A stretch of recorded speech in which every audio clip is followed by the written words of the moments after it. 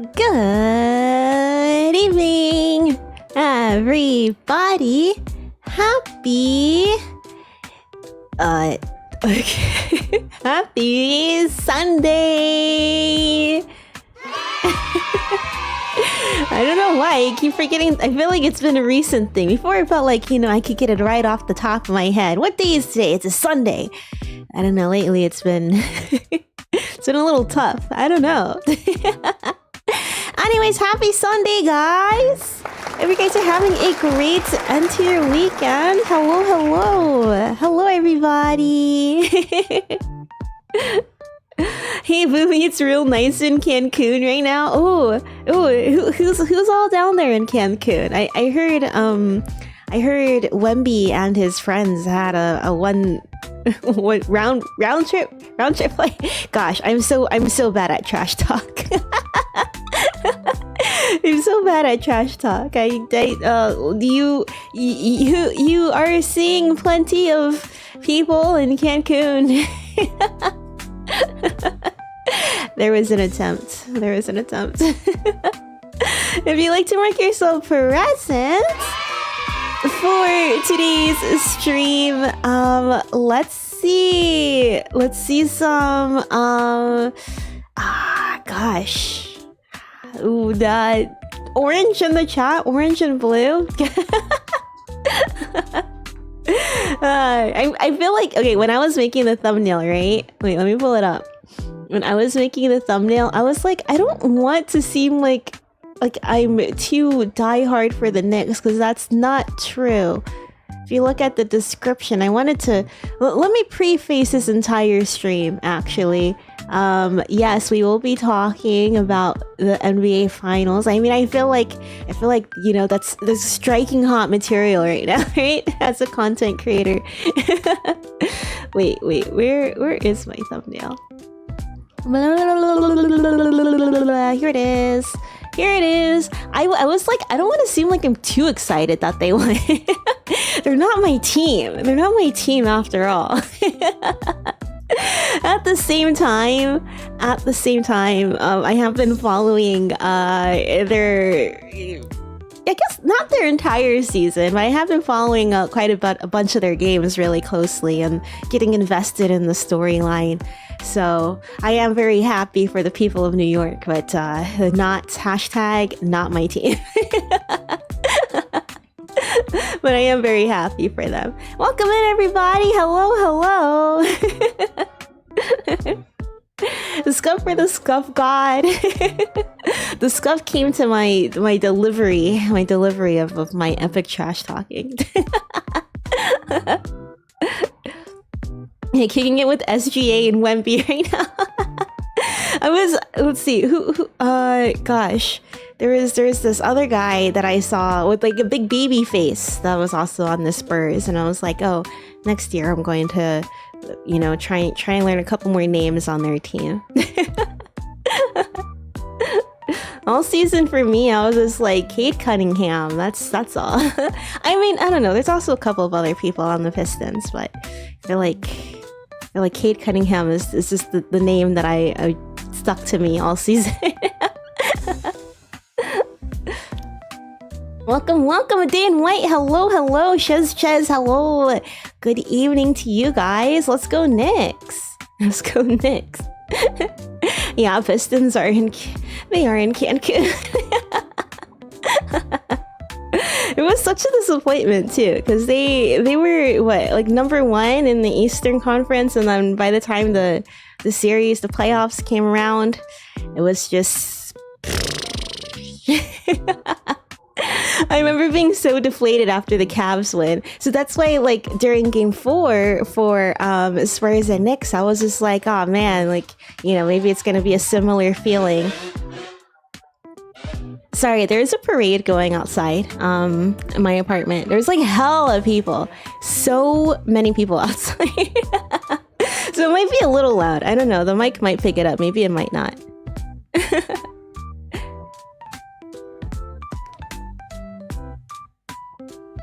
Han, welcome in. Hello. J4, hello. Welcome. The Spurs are too young. Yeah, that's what I thought. I kind of had that gut feeling. The way that I approach basketball, which is probably why a lot of the names don't really stick to me until they have like a main character moment. But I think about the storyline, so I had like this gut feeling. I was just like, it could be. I mean, you never know. You never know. It could be that like it would be a pretty neck and neck match lineup the entire time, and we'll see a Spurs win at the end. But I don't know, just Knicks winning just felt like the storyline to see. You know what I mean? And I don't know if it's because of like quote unquote hometown bias. It's not my hometown, but I'm living here, right? So I feel like everywhere around me and like all of like the things I've seen on the internet has been people rooting for the Knicks. Is that really the case? Was it really like that? Is it like that on your side of the internet?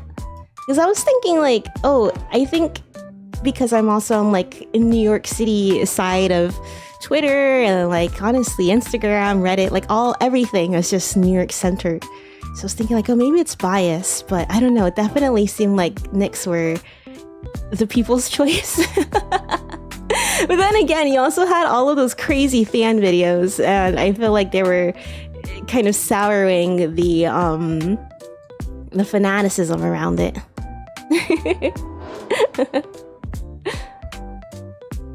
But yeah, I definitely felt like I was like, okay, it'll be good for Knicks because I feel like this kind of felt like now or nothing to me. It seemed like this was their time to make it in, and like maybe it's just because I've been so focused watching the Pistons and like I don't really know the Knicks, like I guess their lore over the last few years. Besides, they have recently climbed out of Ass Mountain.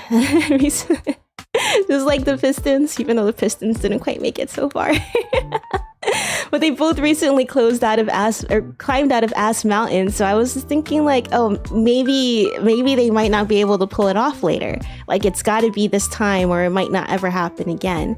And I think we're all a similar consensus that the Spurs, they're a fresh team, a new team. I just didn't feel like they had that sort of I don't know, I guess like consistency, the maturity to pull it off at the end. And I think, not that I know anything about like the technicalities of the game, but this is kind of what I felt in my gut. Oh yeah, Jalen Duren, he did get an all-NBA nod. Oh yeah, Dylan Harper. I remember the announcers were glazing Harper a lot. They're just like, keep passing him the ball.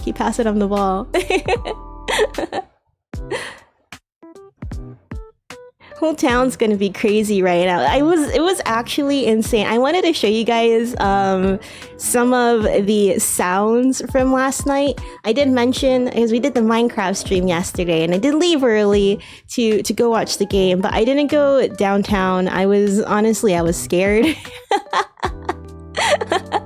I knew it would be crazy, and then you have like all of the commotion from the World Cup too. And I was just like, I don't know if I'm in the mood for all of that right now. I feel like if we're going down to Midtown, that's very much like prime drinking age activities, you know?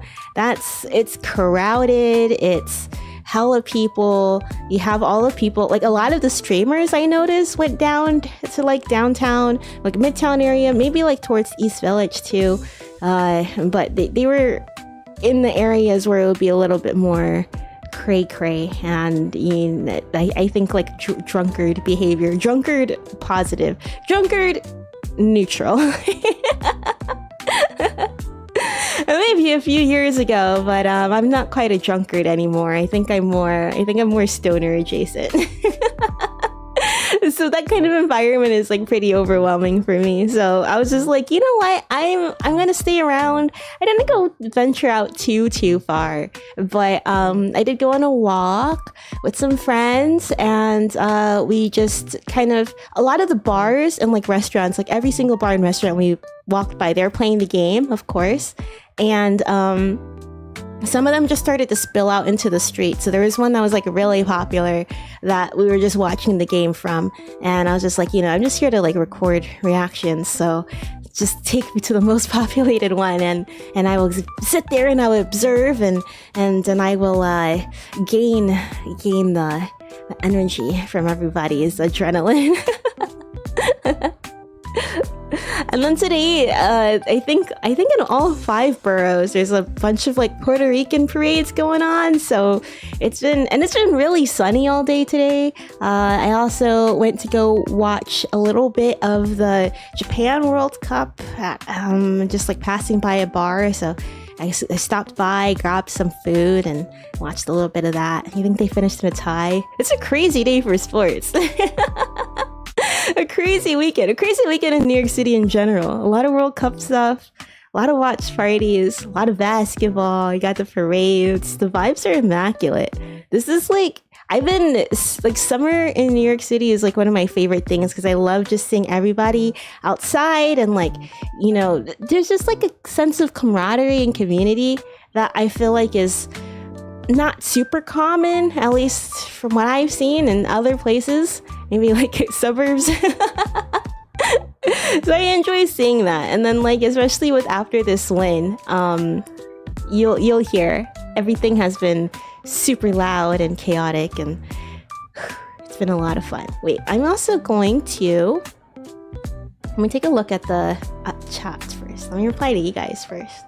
And I'm going to join VC, and then sometime today, we're going to be joined by my gen mate, Naomi Cielo, because, oops, as you may have seen on the last slide of this thing, we're doing a watch along in our Discord for the documentary called Genius, a Kanye trilogy. She's been really like excited to show that trilogy to me because she knew that I really grew up on his music and stuff. So it's been really fun watching it from like, I guess, one creative to another. Yeah. So we're gonna dissect our thoughts. So I'm gonna try and not say anything. Save my thoughts for later. And then what did I say? Okay, yeah, look at chat. It's a magical storybook finish. It really is. 53 years is crazy. It's like I was kind of too young to really understand I was too young and like didn't really care too much. It was a combination of both to really understand like the gravity of like the Detroit Pistons winning the NBA championships back in like, what was it, 04? I remember my dad was really happy, and I remember he like wore like a t-shirt around for a long time, like a few years after. He had the finals championship t-shirt, and like that was like, you know, he was on that shit. And that's really all that I remember. And you know, when I lived in Hawaii and then when I went back to Osiris, it's like we either didn't have like a sports team, like a main sports team, or we did have one and it was like super ass, you know, like they suck. Like it was like not even in the conversation for them to make it that far. Bottom of the barrel teams. And so it's like just to be around that energy for the very first time and see just how happy it makes people. So cool. It's so much fun. And I'm really happy for all of the Knicks fans out there and all the people who are cheering for the Knicks. And it like, yeah, I wasn't like super like, let's go, but just being around like all of the happy energy. And it's because it's funny, because it's like, I don't know. How do I explain it? I don't know. Just like the joy that people have, just, you know, and the joy, and they're not like on the team. You know what I mean? They're not on the team. But the joy is just so infectious. I don't know. I really love that feeling. I grew up with sports. My brother is, he's not an athlete, but he's athletic. He played sports his whole life. So me and my family, we always went, and I was the one camcording his games and stuff. So it's not something that's like fully unfamiliar to me, but it's also not something that I like totally paid attention to. But it's really fun to like, I don't know, see everybody get so invested in it on a professional level, and like seeing people come together because of it. I don't know. It's just so wholesome. And like, what a way to kick off the summer.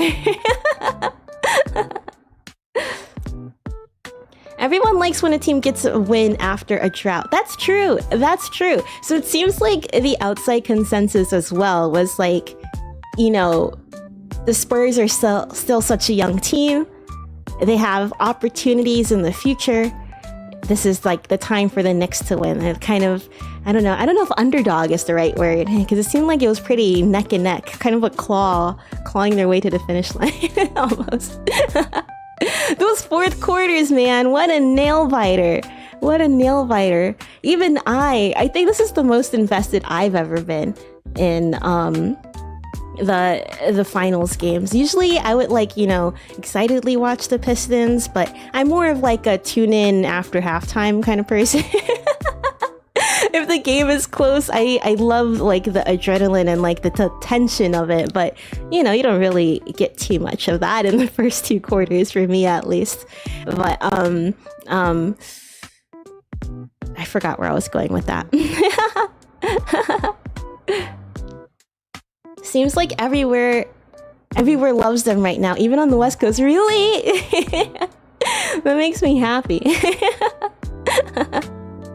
Seems like everybody was cheering for New York together, and it was kind of fun to see, because I've only like seen a little bit of things. Okay, to preface as well, like I kind of got more into NBA over the last year or so, but that's just because I started joining like a bunch of Circle Jerk subreddits, and NBA Circle Jerk was like consistently one of the ones that I thought I was visiting, because I guess I thought it was funny. So a lot of the things I know about NBA is like straight off of like shit posting from Circle Jerk. So but I did see like Wemby was like going to like doing the monk stuff, and now people are kind of being like, oh, he's so performative, and like his villain arc is about to start, because they see him being so physical and like aggressive playing. And I've seen a couple of clips of that, and honestly, I look forward to this being fuel for the future Wemby. I saw an interview where he was like, oh, now I have to play like another 100 or so games in order to make it back up here. It's like, yo, you think it's guaranteed that you're gonna make it back over here? I don't know, maybe I misunderstood him. But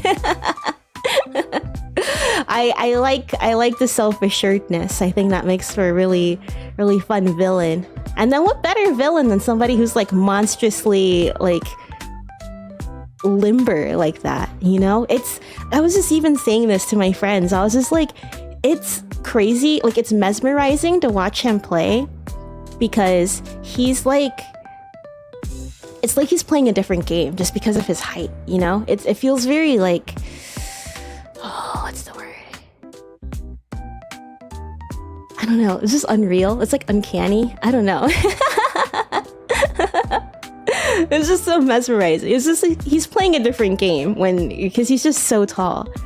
And if I can ever see him play, like no hesitation, of course I'm gonna go watch. That's like, it's insane to see somebody that tall be that agile, and athletic too. It's really cool. He truly is an alien. Also, another thing, kind of unrelated, speaking of aliens, 2026, I like to think back on what are things about this year, every year, that kind of like is a stamp on human culture and is going to make us think, I guess, look back on it nostalgically. 2026, I feel like, is definitely the year of aliens. We've had all of those UFO file drops, Disclosure Day. I've seen like a couple of other like alien adjacent movies. And then you have like Wemby, like, his being associated, I guess, with an alien. I feel like his alien brand is really elevating right now. I don't know, just a random thought that I had. In 2030, we're gonna be like, oh yeah, remember like aliens in the summer of 2026 or first half of 2026.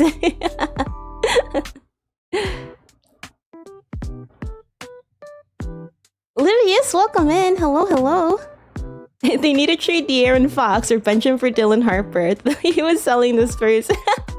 So I was, because I didn't really know who De'Aaron Fox was, so I looked him up before like one of the games, and then I was like, dude, this guy must suck ass, because I looked him up on Facebook, and all of the posts, I think, granted, it was all like 10 months ago, and then most of it were from like the same 2 pages, but it was like I was scrolling for like at least like 20 seconds or something, and all of it was talking about how De'Aaron Fox is just sucks ass. And I wish I could remember it off the top of my head. They were like, oh, he's being investigated for throwing the game and like insider trading or something. Maybe, I don't know if that was a joke or not, but other ones were saying that he's just like the worst player. And I thought, man, that was really suck. Everything was about him throwing the game. This was like a year ago. I can't imagine what it's like now. I can't imagine what it must be like to be him right now. Yikes. I hope he's not taking it too much to heart. Use it as fuel to get better, Mr. Fox. You got it, man. You got it. I see them tearing cars up. Oh my gosh. Yes. I think that's exactly why I said I wanted to avoid Madison Square Garden yesterday. Here, let me show you guys some of the sights and sounds of New York City during the finals. Let me bring this one up. Sorry, I blurred it because I didn't really like get a full chance to. Here, I'm just gonna put this right there. I didn't really get a chance to like fully review the footage, so I blurred it like a lot. Just focus more on the sounds, okay? I blurred it a lot because I didn't want to like dox myself. Let's see. Actually, wait. For this one, let me move this away. I will unblur it because these ones are at MSG. This was for the Game 1 watch party. I did show you guys some of this before, but I thought, you know, maybe we could like compare the energy. All right, so I went to game. I hope I said Game 1. I went to Game 1 watch party at Madison Square Garden. I'm gonna turn the volume down a lot. Okay, so you're kind of like walking down towards over there, right? And it's not really that crowded at all. Like you can just see like how empty, empty comparatively it is. And then, you know, you just kind of, the closer you get, this is at the watch party part. That's the screen right over there. You can see like it's a lot of people.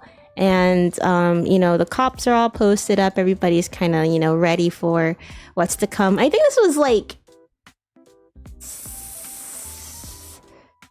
20 minutes left in the game. 20 minutes left in the game. Wait, I'm also gonna hop into a voice chat.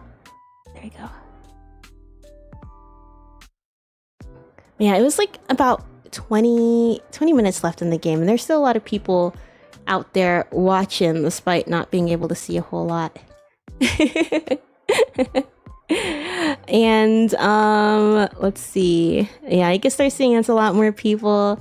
And then over here was kind of where it got crazy. And then to kind of give a little bit, because I know there's so many insane videos that start going viral after these things. And I think people are under the impression that like all of New York is like, you know, chaos erupting and stuff. But honestly, I think for the most part, it's really just like a small pocket. So if you take a look here, right, you could kind of see there's hella people like jumping right there in the center. That's kind of where they would like do filming and stuff. I think I actually got one where they were filming things. And then for the most part, the outside, the outskirts, where it was crowded, but it was certainly more chill. Let's see. I think in this one, can you see it in this one? Maybe, I think it was this one.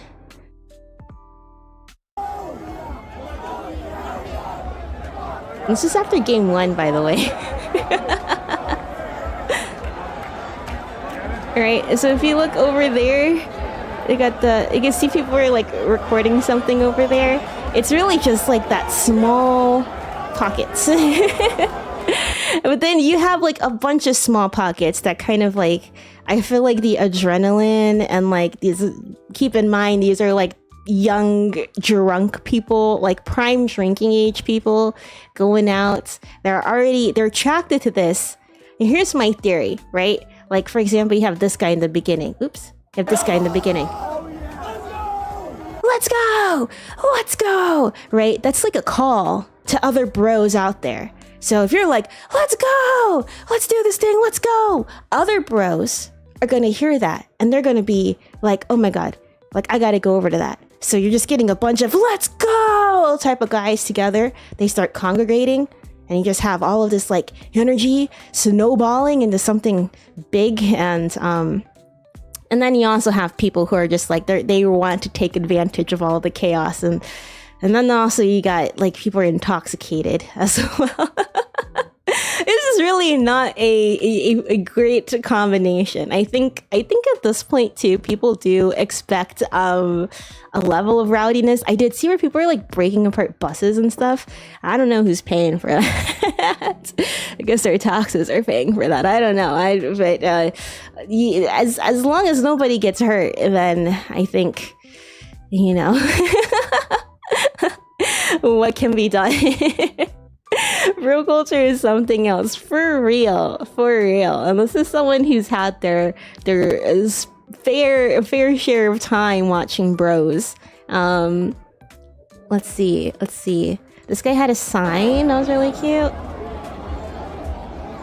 and he was like really excited to show it off. And then in this one later, he's getting some guys taking his picture with the sign. It kind of felt like an anime convention. Where they're like, hey, I like your thing, let me take a picture. Like, can I snap a picture of that? But let's see. But yeah, this was like earlier this week. I wonder what else do I have. Maybe not a whole lot. This one was crazy. This one here, I won't play the sound, but you have all the people leaving. You have all the people leaving the bar on just running down. Like literally as soon as the game ended, you hear all the people running out of the bar. Let's go! You know, they're being drawn towards the noise, man. It's a not like I don't. What is it? Is there another thing besides mating call? It's the bros mating call, a congregation of bros, a bro symphony, if you will. I sound like a broologist, you know, the inner workings of bros and their habitat. I mean, perhaps in a way. Maybe I should. Here, wait, let's see. There we go. And now I'm a subject matter expert on broology.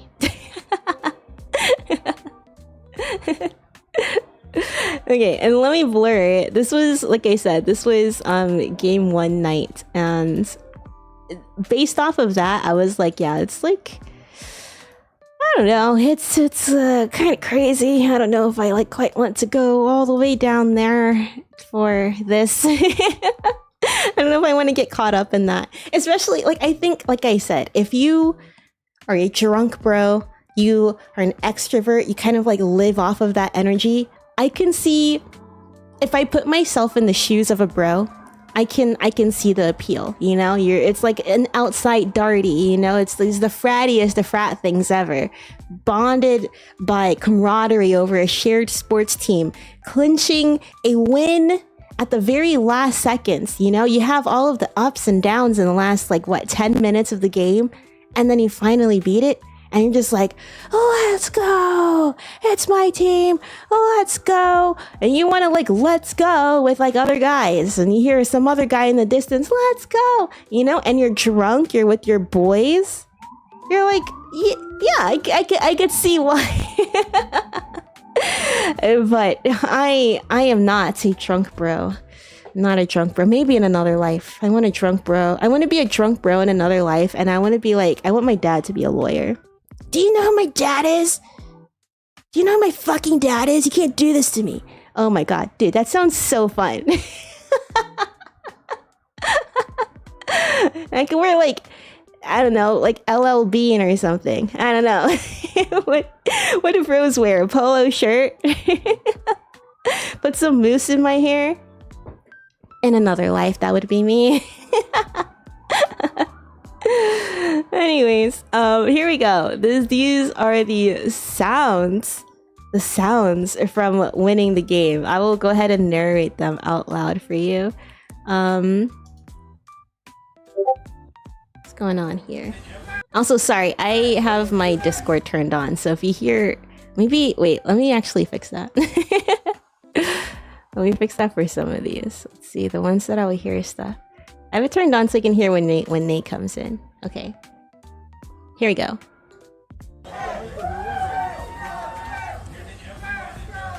Okay, so it's 92-88. Knicks. Fourth quarter, 20 seconds left in the game. That was when Spurs were about to throw the ball back in. Oh, this one is 92-90 Knicks. Fourth quarter, still about 20 seconds left, but I think this is when I think Anunoby got fouled. Or he's doing... You know what? Just listen.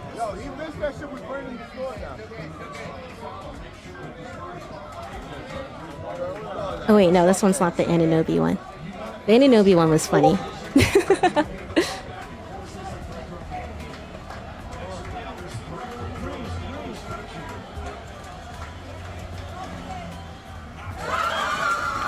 So yeah, you can see everybody's like really excited. Let's see. Oh, hello? I thought I heard somebody come in.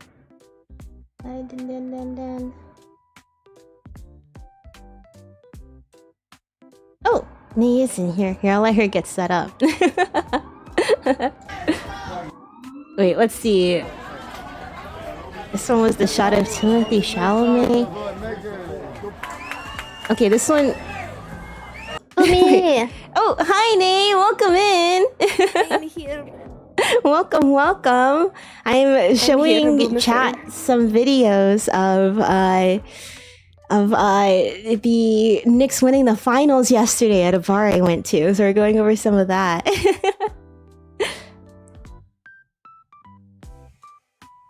Oh, maybe she's still getting set up. Alright, this one was when Anunoby missed his free throw. But like I think it was still 93-90. But here, take a listen.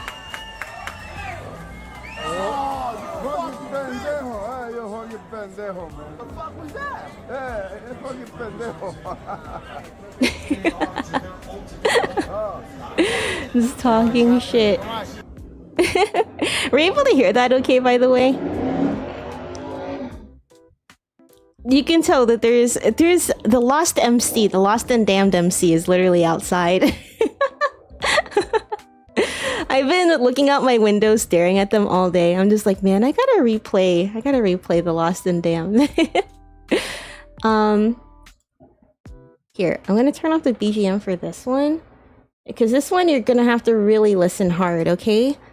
This one is what New York City, the streets of New York City sounded like after the Knicks won.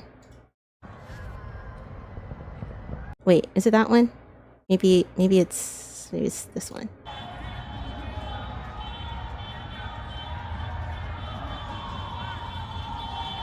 Boomi? Oh, Boomi dayo. Nay, welcome in. Hello. Okay, hear me? Oh, now I can't hear you. Wait.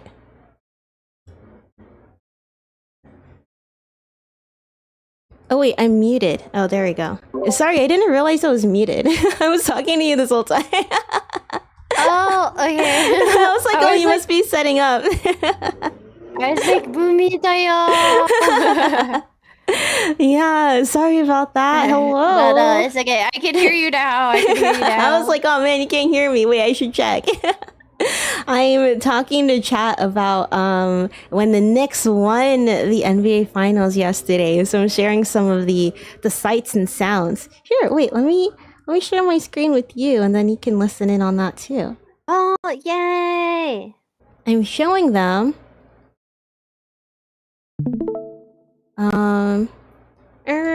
All right, chat. I'm gonna have to listen again. Here it is. This is after they won, Yeah, and you could give me a TLDR as well. yeah. I'm not very well versed in basketball stuff. Okay, I'm more of a so football girly or soccer. oh right, Texas. Yeah. So they had like really close games for the entire like last few matches for the championship, right? So they do like a best out of 7. It was 3-1. So yesterday it was, you know, they could win this game or they would have to keep going. And I think if they were to lose, they would have lost the momentum to possibly win it all for them. The last 3 games that they did was a pretty tight game. It was a nail biter each time. They were like barely up. They were actually in a deficit for I think most of the game, and then they just were able to like really cinch it at the last minute. So the emotions of the city were all over the place all night. And then when they finally won in the last seconds, because, you know, Knicks are kind of like, I think people kind of view them as cursed, right? So they're just kind of like, well, I'm not going to believe it until I see it. Finally, in the last seconds, you know, they're able to win it all. Here, I'll show you this one. It's actually the moment that they won the game. It was 94-90.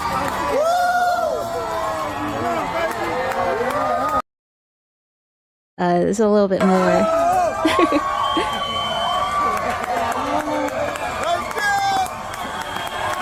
When there's a close game, it'd be so hype. Honestly, I would prefer a tie, like tiebreaker stuff. It is the most hype thing ever. I love that. It was so, like, my stomach was hurting, and I'm like, this isn't even my team. I see somebody in the chat, I hope my Pistons win next year. Me too. That's my team. Cade Cunningham, please ring us a chip, man.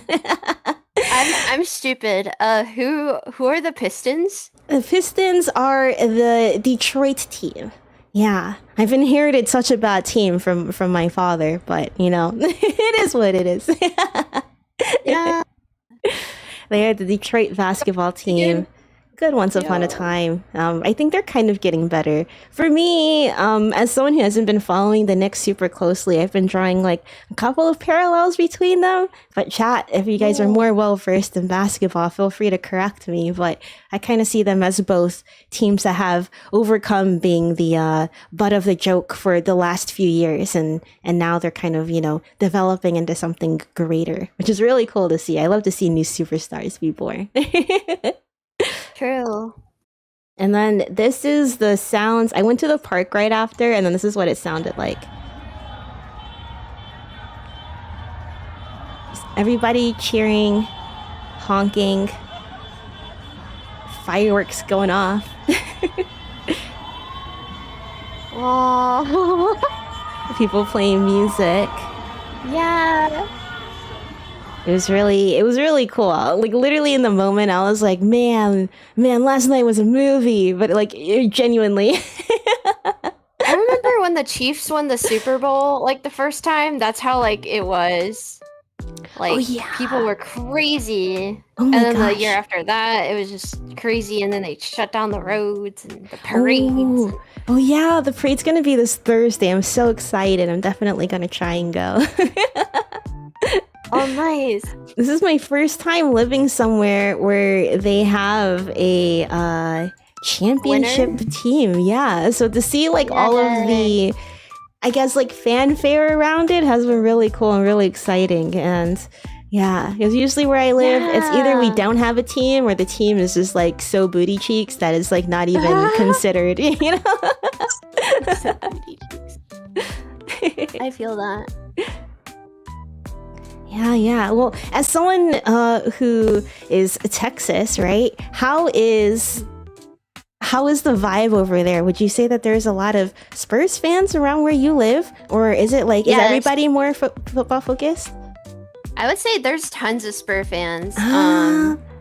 Right now, what's like really popular is the FC, like the which one is it? Oh yeah. I'm trying to remember the football clubs.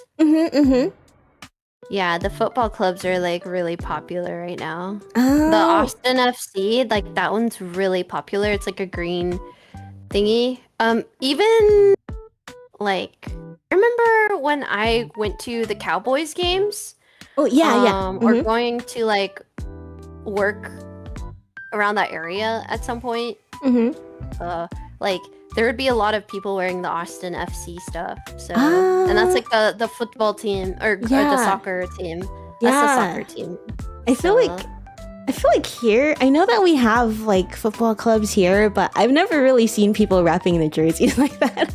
It's cool that you guys do it over there. Yeah.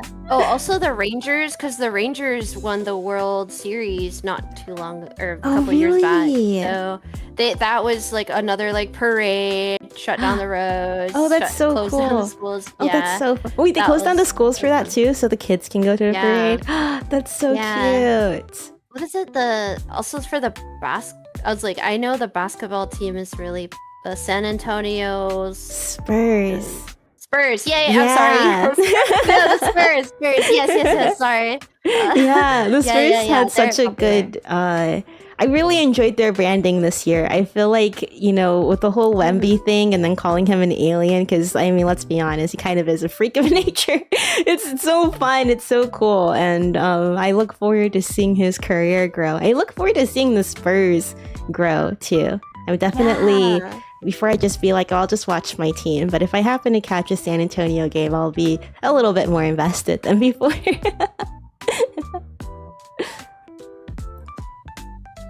Yeah. Well, the reason that we have you on today, Nay, is so that way we can talk about our watch along on Discord. Yeah. If you want my model on screen, just let me know. I can join the world. But like, it's okay. I think we could do Fuki since we are already set up with that. Okay. Sounds good. I was like, I have it ready to go in case you want it. No worries. Okay, so yeah. Sorry. Yeah. Here, just let me adjust some things on the screen. Yeah. Yeah, to transition. I had a lot of fun watching it. I even was like writing stuff down in some of my notes. But did you have anything you want to say to start us off, Rochelle? Hi.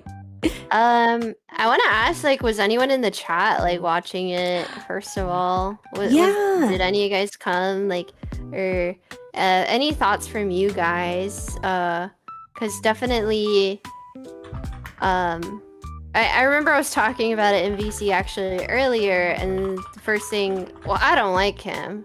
And I'm like, that's valid. But like, that's why I think it's especially if you don't like him, I think it's especially important to watch it because it's important to know. I feel like I like the backstories of people and what makes them tick. I like knowing what's in their head, even if it's not per se a bad thing, because I think I don't know. I think it's honestly more like, I personally love villain backstories, like the Joker and stuff. Like, I love the Joker. I love what's another one? What's another like villain, like a Marvel villain that like, I'm trying to remember. Or like I'm thinking Loki, but I wonder, is he considered a villain? Oh my God, Loki! Yes, Loki. I mean, Loki is a villain, and then you see him become an anti-hero, and you see what's making him tick, and some people be like, oh my God, I hate him. He like tried to destroy the Tesseract and all this stuff, but Loki was that's exactly what I was thinking of, and Loki is now one of my favorite series because of that. I felt I similarly. love seeing what makes him tick. Yeah, because I felt similarly when I watched the Apprentice movie a couple years ago. I watched it because I was like a huge fan of Jeremy Strong, and then I was also curious to see how Sebastian Stan would approach the titular role. And then I was thinking, like, I think he said something like, when you have somebody who is like such a divisive figure, at the end of the day, they're just a person, and you can't, like, you know, put them onto this what is it? Not like pedestal, but like, you know, you can't like hold them in like such a regard to where you can't like learn how something like that develops in a person. I thought that was really interesting. But I also agree that it's like, if you want to like try to understand somebody that you don't agree with, you have to like understand like where it came from, I guess. And I guess to tie it straight into like what was discussed, Kanye's upbringing specifically, I like, because let's see, I feel like we're encroaching on territory where I have to consider my words a little bit carefully, but there is like, he kind of ventured into this like Black Israelite territory, right? Which I don't know if like everybody's completely familiar with it. I don't feel like I have like the elegance in my vocabulary to be able to describe it, so, you know, just look it up. But I found that on Facebook like a couple years before Kanye was like talking about that kind of stuff, and I thought it was like, you know, pretty jarring to see that kind of things and like this kind of like anti-Semitism in the Black community. Like, I was pretty surprised by it, and I don't think Kanye West is like a clear-cut example of it, but I do think that there are things that he says that comes from that community, and I think that mindset that he had, I'm assuming, because there's an offhand comment about his dad talking about issues in the Black community. And I feel like that's sort of like the Black community's sort of like alt-right pipeline almost. But yeah, that's what I was thinking of. Yeah. And I was like, oh, that makes sense because he's talking about that. Yeah. and it's such a touchy topic, and understanding, like, even if it's like, oh, this doesn't apply to me, whatever. There are... I'm sorry, but like, Black culture influences so many things, and it's so impactful and powerful all over the world. Yeah. And I feel like just like good to understand these different facets of it, you know, even if you're like, it doesn't really apply to me, or I don't really care about that stuff. I feel like it's good to still be aware. Like, and like, no, and you bring up so many good points, and knowing like the issues in that community, knowing the issues in every community, just being like aware. Of course, like I like how you say, like, I'm choosing my words wisely here. I'm not qualified to make political commentary. I don't make that kind of content. I don't like speaking on that type of content. But on my free time, whatever and stuff, although I don't like engage in it per se, but it is really good to be aware what's happening in the world, in the community, and being aware of what's going on with your peers, because we're all different colors and stuff like that, you know. And I don't know, that's why like it matters to me, because I have like, I don't know, it's people you interact with every day, or even if you don't interact with them, it's good to just be aware of those things. I don't know. Yeah. Maybe I went on a side tangent, but... like we were told at Venus Academy, seek first to understand, then to be understood. Yeah! Yes! Venus Academy, yes! Oh my god, wait, that's so true. At Venus Academy, that was ingrained in our brain, like in our head. And it's crazy how we like actually implement a lot of those things in our daily lives. Like, we've grown and moan about it. We're like, oh. I was so annoyed by it, but yeah, I wish that I remembered the other 7 habits off the top of my head. Seek win-win, seek first to understand, sharpen the saw. Oh my god, 7 habits stream. 7 habits. I hope there's other academies that do that, because yeah, because just to veer off topic a little bit. Yeah, because I noticed that that's like a self-help book that's recommended a lot to adults. So I kind of wonder, like, why did they, teach that to us? But at the same time, I'm like kind of, grateful for it, because it is good advice. You're just like too young at the time to really understand or care for it. I was talking with, I can't say their name. I was talking with one of our redhead friends. And she was legit saying the same thing. Same exact thing. Yeah. Oh man, you seek first to understand. Yeah. I feel like maybe that's advice that Mr. West could take a little bit too. Maybe he needs time to sharpen the saw. I don't know. He needs that.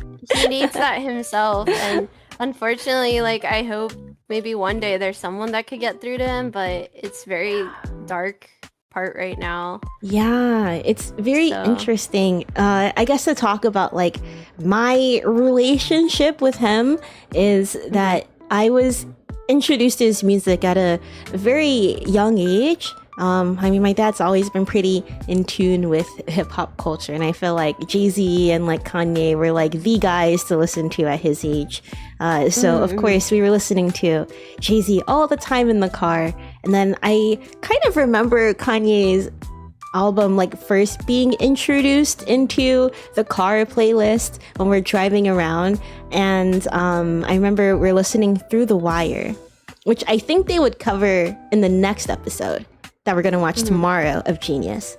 But Through the Wire is the song that he recorded after he got in the car crash and had to have his jaw wired shut, and that's why it's Through the Wire. It's like, I think Through the Wire, I feel like that's a phrase that people use, but I don't know what it's used for. But I think it's like, you know, it's for that, and then it's also for like, you know, he's rapping with his jaw wired shut.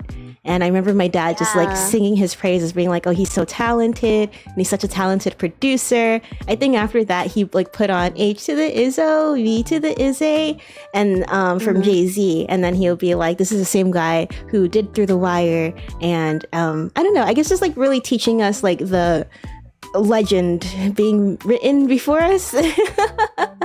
Yeah.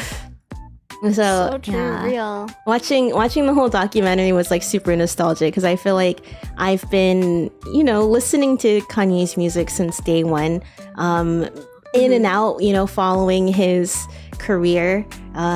Before it was just kind of like music my dad put on in the car, but once I had Spotify and I'm, you know, reaching towards more nostalgic tracks, then I'll put on some of his albums into my playlist and stuff.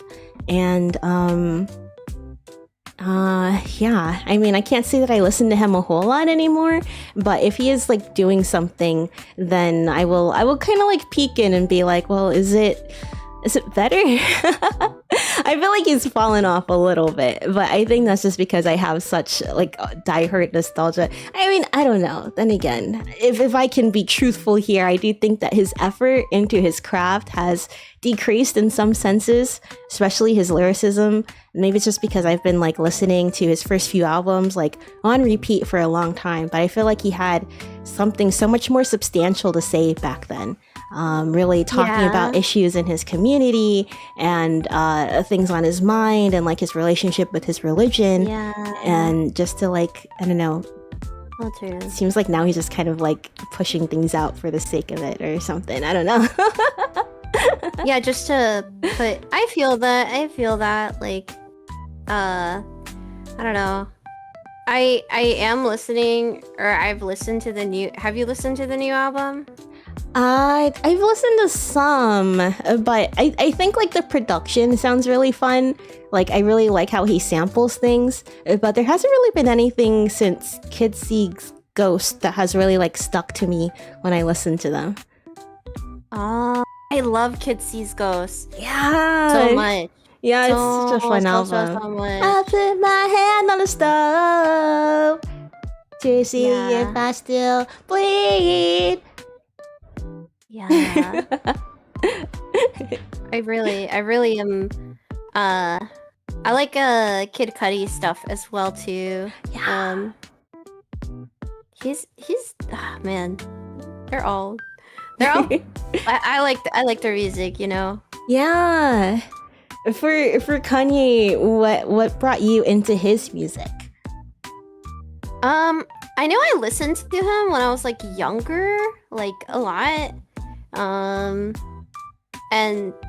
like at one point, like when, you know, he would make songs like Heartless and like I wasn't a music aficionado because I didn't have access to like internet really as good or a device to listen to music to.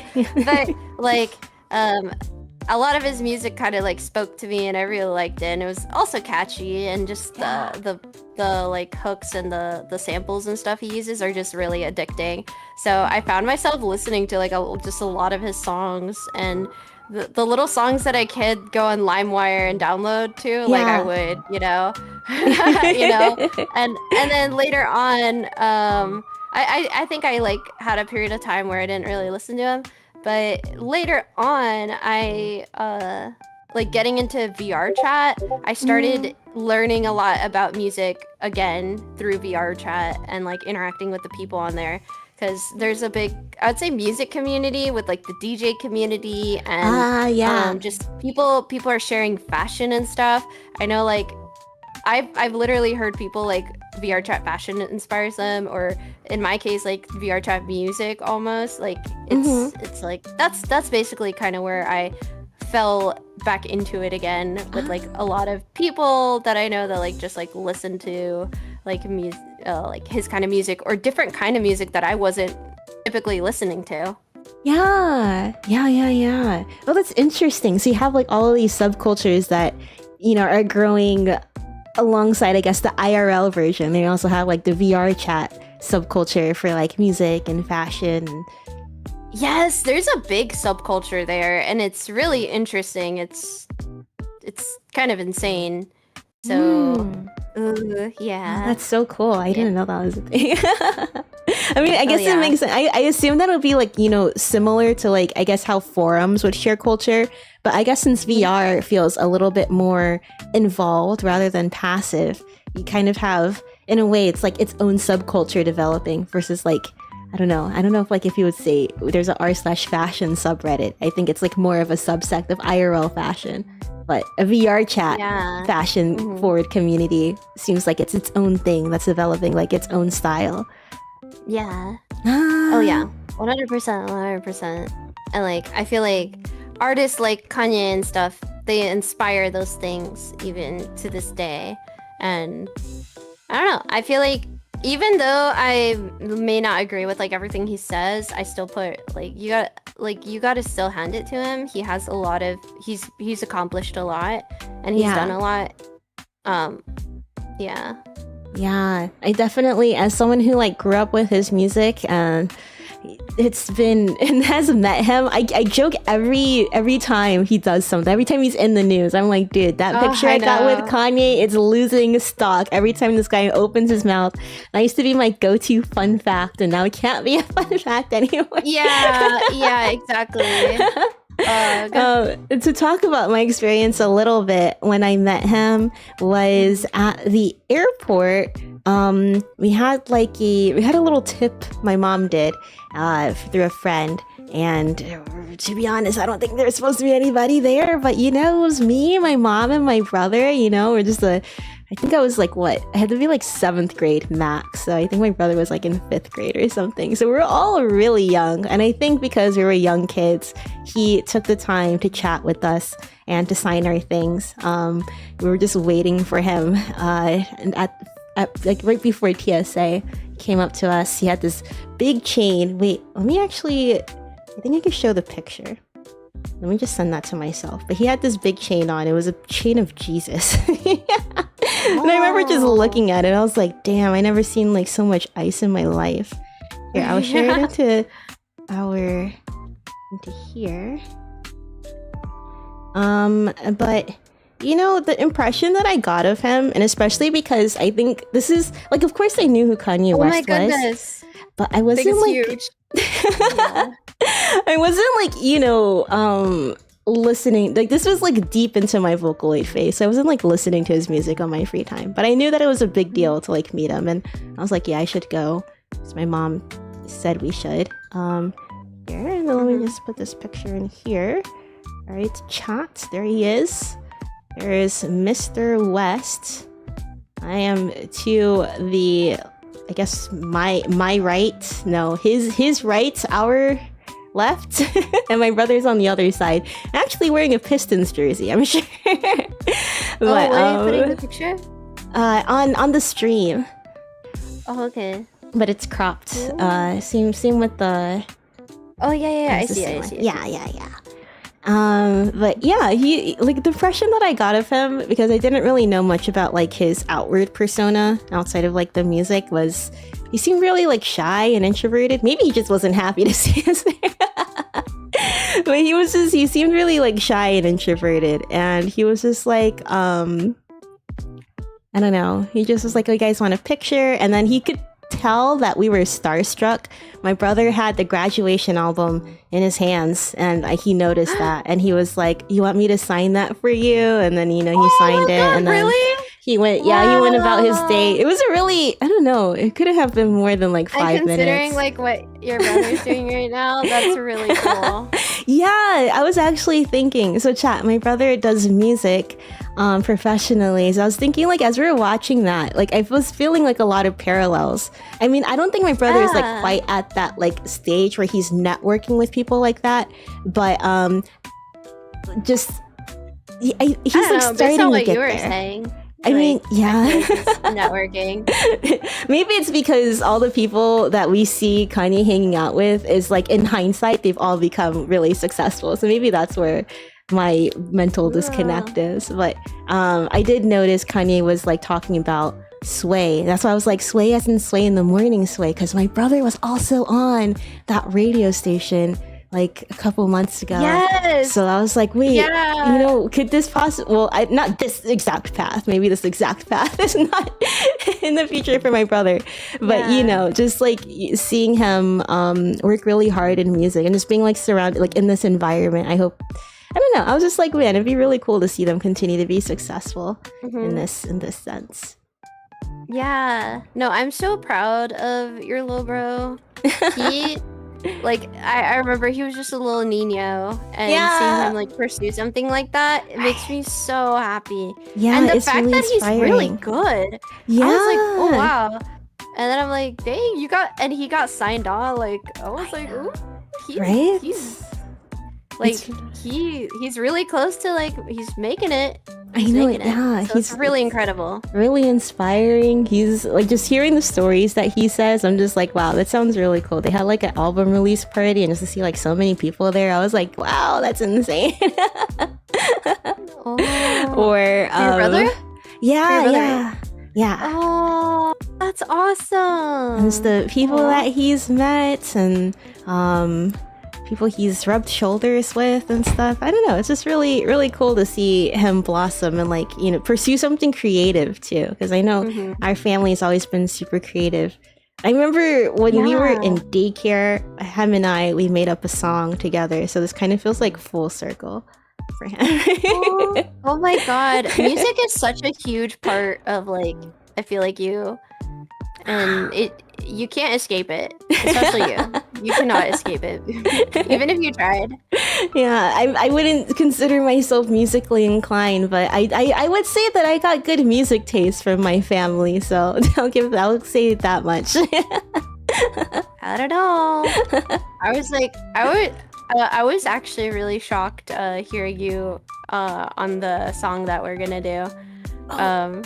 Not saying I didn't think you were like good or anything. That's not what I'm saying. But as in, I wasn't expecting to see you have like a stable voice like that. Like it's so like nice, like a deep tone, but like also like you had really good voice control. So I was really impressed. Oh, thank you. That means a lot coming from you. Oh no.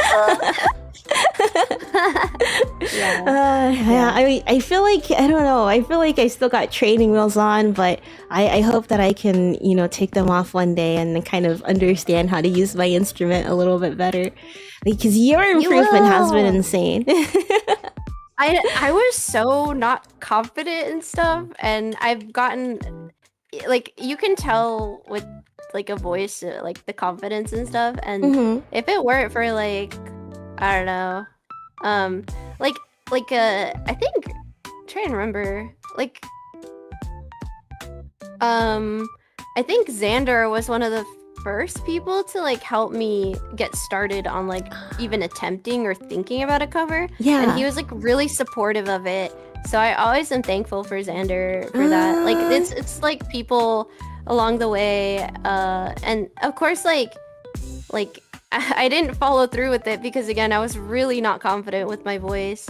So even though I wanted to, I never went through with it. I admired from afar, and I was like, oh, I wish I could do that. I know, and then, yeah, I took the leap.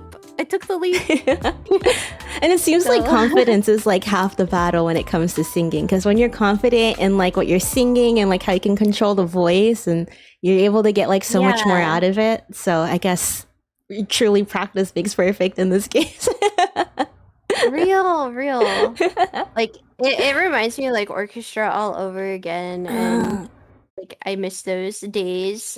Not to say like I peaked in orchestra, but I'm like hopefully I can like outdo that era, because I was like, my mom was like, I have all your medals, by the way, because like I had medals and stuff from like all the stuff I used to do. And I was like, ooh. Yeah. You should get them back so you could use them as like motivation to be like, yes, I will surpass that level. Yeah, my mom is like wants to keep them safe for now, and I was like, yeah, that's true, because I like be moving around a lot. And I'm like, yeah, no, but motivation would be really. I might ask her to take a little pic for me. Yeah. That's what I try to do. Like, I would go back and I'll listen to all the karaoke events, because I think that's like one of the few times that I actually do sing on stream. So I will go back and I'll listen to those, and I'll be like, oh, you know, I guess it's kind of like when you review your streams, you think of parts that read like, oh, I could probably improve on this part, and this part I think I did well on. Really helps you narrow down like, okay, which area am I going to focus on next? Yeah, true. Like, I don't know, seeing like Kanye kind of like do that and always like try to improve on his craft and his confidence. I'm like, I need some of that. One of the wonder. Yeah.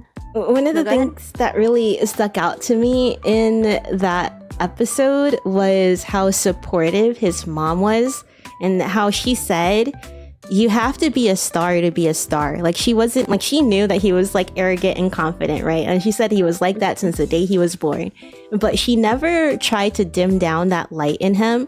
And I thought that was like really inspiring. I think you could have a certain level of arrogance, but then again, I don't know if Kanye has this exactly, at least not anymore, but you can have a certain level of arrogance, but also, you know, have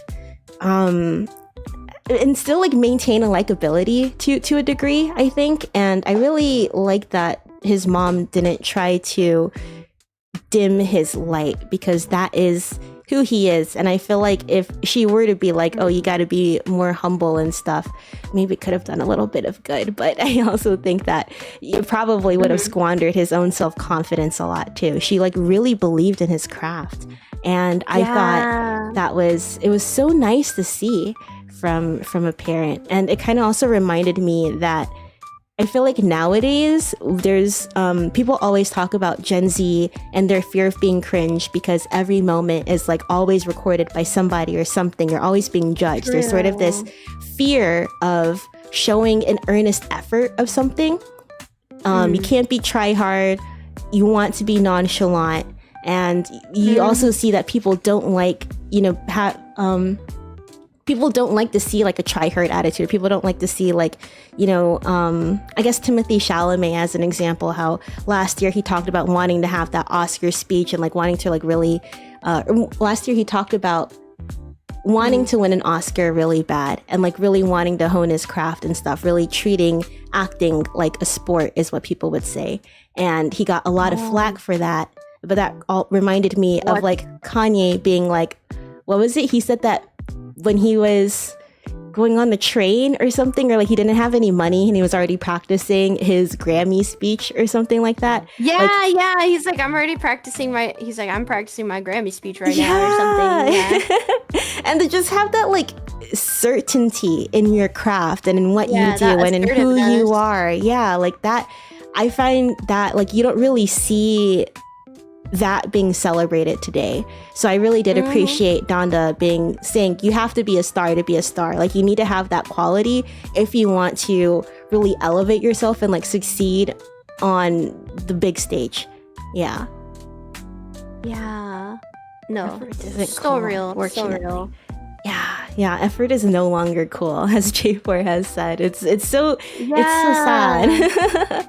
And I think that kind of has been a personal obstacle for me too. Not like, I don't know, not like I don't want to show effort, but I think like, especially when it comes to videos I want to make or like ideas that I have, I want to show like a flawless level of execution. I just have really high standards for myself. Yeah. And like the struggle, the DIY, like getting to there, the embarrassment of like learning. Yeah, exactly. And like I want to present like my best foot forward, that I need everything to be perfect before I put it out there. And like even if things are just kind of like I guess like not done and I still do it because it's time to do it, then I feel satisfied with like the level that I do. But I think it's just like, if I plan for it and I don't set a hard deadline for myself, I'm just like, oh, well, I need to make sure that it's like, you know, excellent, because I don't want the effort to be wasted, or I don't want it to be misconstrued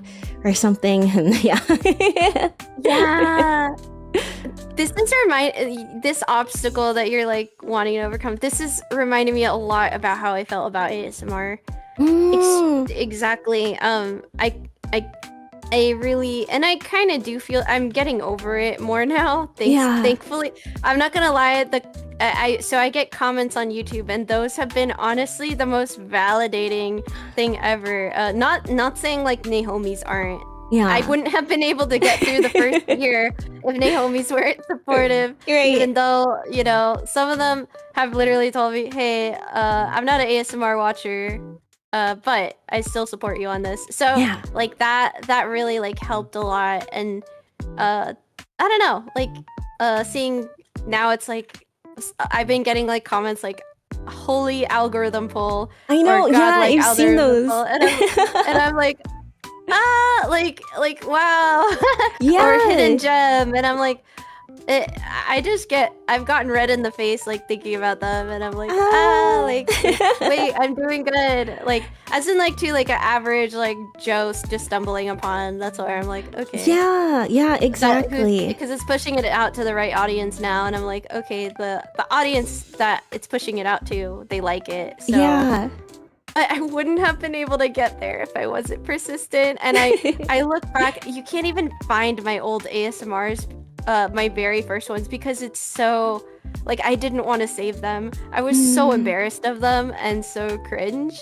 Like, I just hated it. I would listen to it and I'm like, I can't even listen to myself. I would, and also I would compare myself a lot. So definitely that's a struggle I've had to go through, and especially trying new things with that is like one of the biggest, hardest things. I definitely feel like they're not lying when they say comparison is the thief of joy. I find myself getting sucked into that when I spend too much time, you know, scrolling and not enough time creating.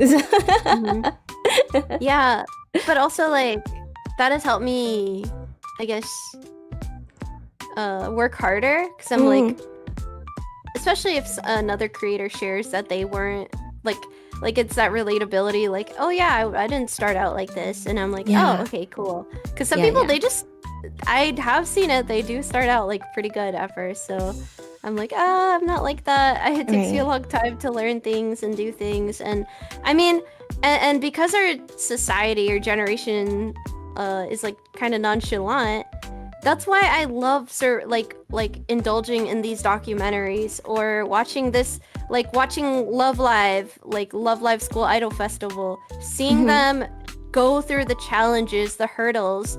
To me, it's like whenever I go through a hurdle with like VTubing or like our company, I think of it as like, okay, it does suck like that we're a little scuffed or like not really showing our best, but it's also like this is a hurdle and this is a memory that we like got through together. And I treat it as like, you know, literally like a Love Live episode, or like how we're watching right now. You see the struggle, and I love going through those things. Like just now with like the concert with Riki that she had, she was literally panicking, and I was like there to like calm her down and like give her like the support, because in those moments, like you don't want people to see that bad side of you, but if you got each other, just like how Dondo was like encouraging to him, like you lean on your friends, you lean on, you know, the staff or the people that support you, the mods, the community, etc. And it's really awesome. That's such an inspiring, it's such an inspiring answer. That's why I was like, when you were like, oh, I haven't like watched all of Love Live, and I was like, oh my god, we gotta watch it.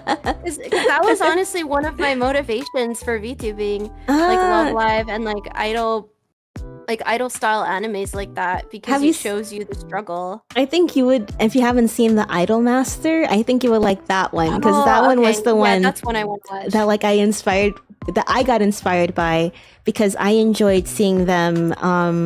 You know, they went from like handing out posters, like flyers on the street, to like, oh, come to our live, to like doing TV show appearances. I like that it really encompassed like the full breadth of being like an idol / talento and stuff. So I thought, I think you would really enjoy 100%. That one. I just finished watching the, I finished rewatching the 16 series. That's the series that made Twice. Wait, 16? I thought you were talking about him. So not the cartoon. Got a new job today. Not the mall cartoon one, the K-pop 16 survival show. Oh, I see. And it was a show made by JYP, and this was the group that made Twice. And there is a part where he's like, okay, you guys got to go out and get people to come to the concert. Whoever has the most people come to your concert today will be the winner of the challenge. Yeah. And so that's what it was, and it was really cool to see the girls like going out on the street handing out flyers and stuff. And like it reminds me of like I got that idea to like go on VR chat sometimes and like promote like us and promote our concerts and stuff, because to me that's like a virtual street. Yeah, it really is. Really happen upon like random people, and you know, you never know. Yeah. And I feel like you have a pretty solid intersection of people who would be interested in the things that we provide, and then who are also on VR chat. There's a Venn diagram of audience there. Yes. Speaking of which, we're gonna have a meet and greet and concert at the end of the month in a booth. Yeah. Wait, you wanna plug that in real hardcore? Yeah. If you go to here, hold on, let me go to the... I'm gonna get the link. Yeah. It will show you guys your local time. Hold on. It's also in... Hold on, let me just go to Lucid server, because I put a more better looking one over there. Better looking link. And ours, it looks a little crazy. A little wild. Announcements. Okay. Here is the link. This is Project Community. It is a virtual convention in VR chat. It's going to be at the end of the month. Lucid. I signed Lucid up, kind of only asked one of our staff members and didn't really tell the rest of them. That's called hustle. Good hustle. Yeah, it's kind of like T says, you know, what is it? Not asking for permission. Was it? Yeah, don't ask for permission. Something. Apologize later. Something like that. Yeah, I'm sure chat knows what I mean. But yeah, basically, I was like, I'm gonna beg for forgiveness later and not ask for permission from all of them and do the formal thing, because the time was like really approaching, and I was like, I don't know if we'll get it in on time. Yeah. So I was, and the organizers, I know the organizers, and they were like, hey, did you submit your thing? We are waiting for your application, because you know, I just was talking to them a lot, and I was like, I'm actually okay. I'm like, I'm just gonna do it. So I only asked one staff member, and then they were like, yeah, I think they were like, sure, why not? I was like, okay, nice. Nice. Yeah, but yeah, that's another place where you guys can find us. It is on local time, so whatever time zone you're in. I know not everyone can go to all of the conventions we go to, like Anime Weekend Atlanta. I think was it Anime Weekend Atlanta we had an appearance? I forget. No. It was a different one. We've been at a couple of conventions throughout like this, like in 2025 especially. Yeah. And I know not every Lucid community member or talent or thing can go, and I don't think that's right. Like, I want you guys to be able to experience those things too. If you don't have the means, or you don't have like the financial means, the mobile means, whether it's due to financial thing or a physical thing, like you know, disabled, etc. I don't like that. I don't like that barrier. So I think this is a really cool way to get like give everyone an opportunity to go to a Lucid meet and greet or a Lucid concert and enjoy that experience with us up close. So thank you for doing all the work behind this, Nay. It's such a great opportunity. We love the boomers. Love the yes, we love our lucid dreamers. The lucid dreamers. So yeah, if you guys are free, I believe this is at least my time, Eastern Standard Time. This will be next week, Saturday, the 27th. My meet and greet will be at 12 a.m. So my plan is that I will do a stream Friday night, and then I'll remind you guys again to hop on VR chat. So feel free to, you know, not really think about it. I'll remind you guys next weekend. Yeah, not this Friday, but next Friday. Yes, next. I mean, I think it's midnight for you. Yeah, technically a Saturday for me, but and it's like, oh, why is the time so weird? Chat. I know you might be wondering if this was a high demand event. Again, we slid in last minute, so this is the best time that we could offer. That would work out for all of us, talents, and staff. So. This was the best we could do.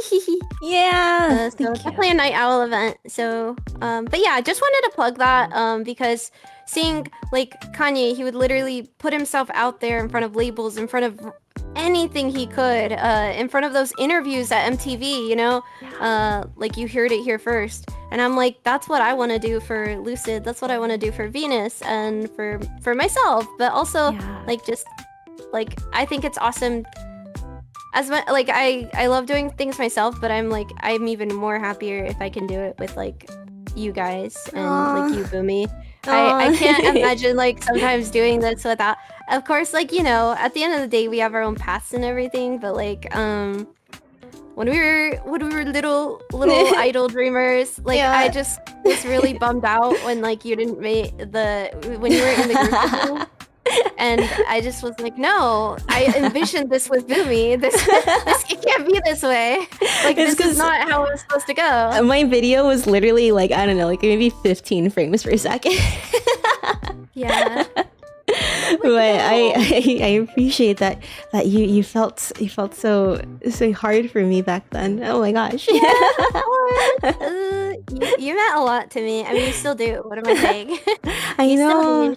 It's so nice that like you said, our paths were like, it's not always going in the same direction, but then it's, you know, recently reconverged, and it's been really fun to like, you know, have you beside me this whole time and cheering me on, and like, you know, having a familiar face around really makes it a lot easier, and it really helps me a lot.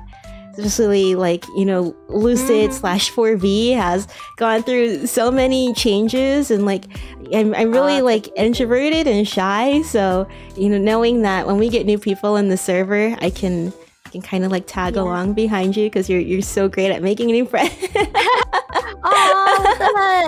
It's been like such, I don't know, it's been such a nice rock for me, honestly.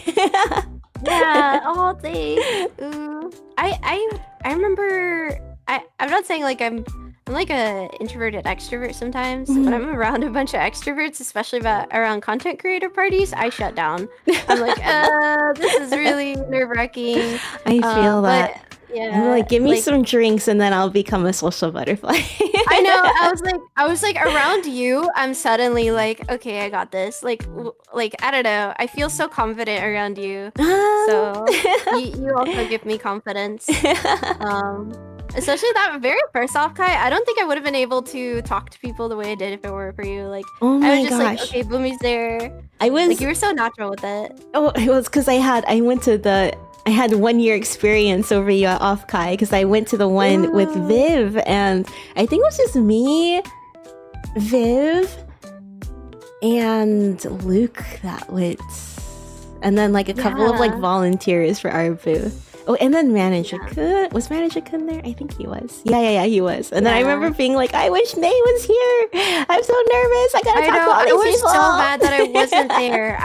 I regret it every single time. I'm like, especially like Viv was there, and I was like, bro, I would have loved it. It would have been so awesome. Like just meeting new people. Oh gosh, it's just nice when you have a familiar face, especially a face as familiar as yours.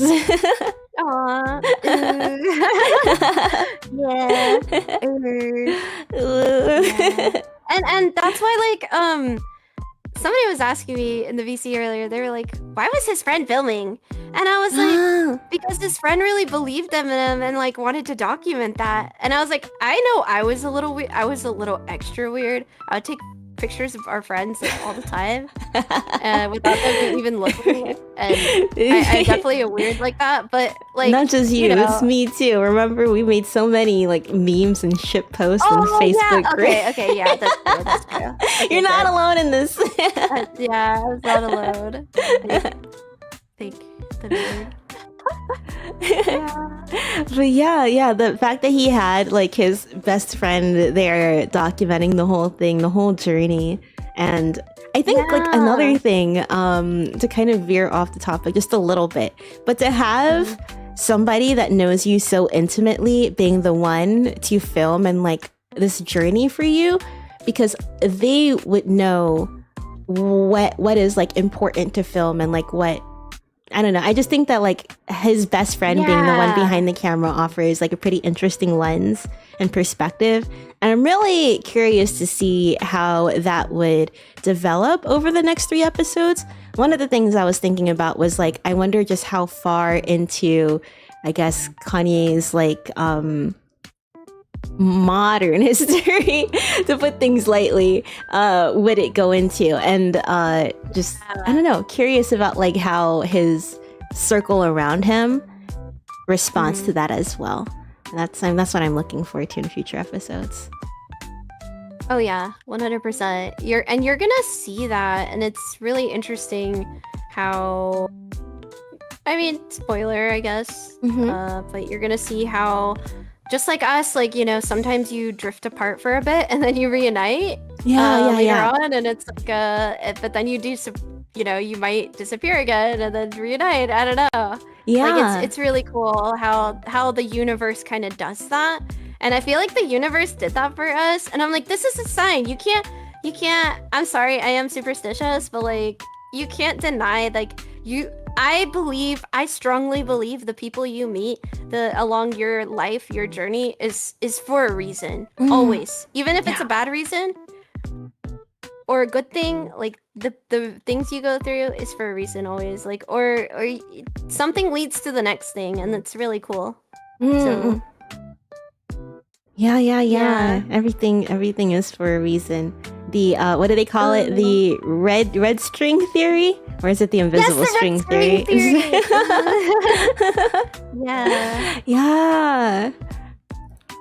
I love asking like viewers how they find out about us, and it's so interesting. It's one of my favorite things to hear, because I'm like, how did you find out about us? And it'll be like the thing I would like never expect sometimes. Like, oh, you had a collab with this person, and this was like, I don't know, 3 or 4 years ago, and it's like, I just stuck around, and I was like, wow, like it was like one collab with that one person that one time, you know? It's interesting that like I just heard about you through this event or this concert or etc. Like, and I'm like, wow. So that's why I do be a little yes man, and I try to take every opportunity I physically can. Yeah. Because I'm like, there's some person or thing that I might meet that might, not to like use or anything, but like, oh, this might come in handy later on, or this might lead to something later on. You know? Like at the end of the day, it's all like networking and stuff. And I think I think like the line sometimes blurs between like personal and business relationship as a content creator, but I forgot what I was gonna say, like where I was going with that. But yeah, I would, I guess, just try and say like you're not really like using the red string theory.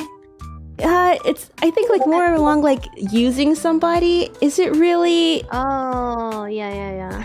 I don't know. I'm trying to find the right words. I think there are times where it's like connections too. Yeah, exactly. I feel like, you know, there's a line between like using somebody and I guess, wait, let me think this through. Yeah, you're okay. Let me get a drink of water and use the bathroom if you don't mind. Okay, I was like, I have to use the bathroom real bad. Yeah, no problem. Sorry, baby. She was sitting under my chair. Oh no! Come here, baby. Oh no! Doggone me. You okay? Oh, you want a treat? You want a treat? Me. I don't know if you heard her. I was like scooting back in my chair. And she was like, I heard her call her. I heard her jingle. Yeah. She like. Oh. Yeah. Good girl. Okay, I'm gonna go use the bathroom. Yeah. Let's see. All right, I shall be back. And then, gosh, what am I trying to say? Let me write it out. Let's see. It was about not using in content creation. Fine line, but you can use. Does that make sense? I don't know. I feel like it's kind of similar to like when, you know, you're doing something in business in general, right? And like networking in general. I think that in a professional setting, or there's always a degree of like transactionality out of it, but that doesn't necessarily mean that it's like, you know, you're maliciously using somebody for personal gain. That's it right there. No, I just gotta hope that those words stick to me when Nate comes back.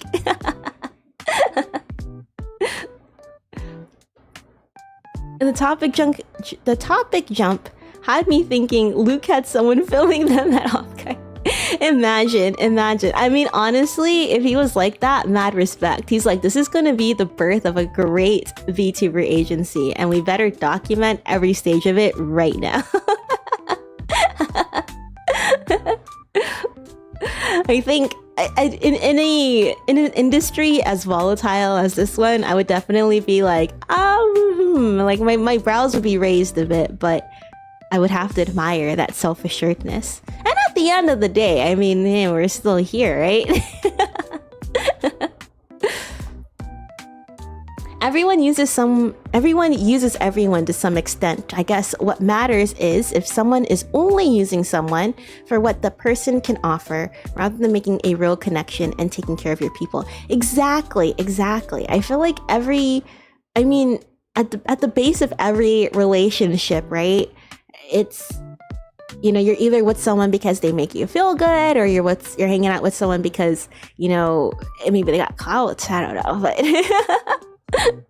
I do agree that like there's a sense of transactionality. I was able to figure out my words, Nay. Wait, can I say it again? Yeah. I don't know. Yeah.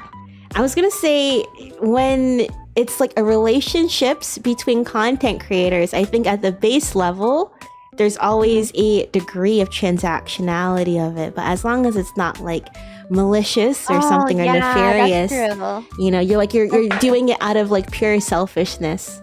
But I think like in the space of content creation, it's completely normal that like when you network with somebody, like, yeah, you do want to like befriend people who have, I guess, more or less proven themselves in the space, and you don't want to like, you know, be attached to them around them is a way of like inspiring. But then if you're just kind of like, you know, I don't know. Yeah.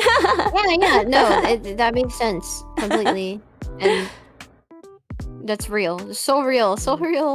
Because it's always a worry. I feel like in content creator spheres, it's like, oh, not only are they you know, oh, are they using me or something, or Yeah. am I if I do this, if I try to talk to them, are they gonna think I'm using them or something? Right. You know, Yes. so you don't want to come off that way, and it's really like it's definitely a struggle to try to get that balance. Yeah.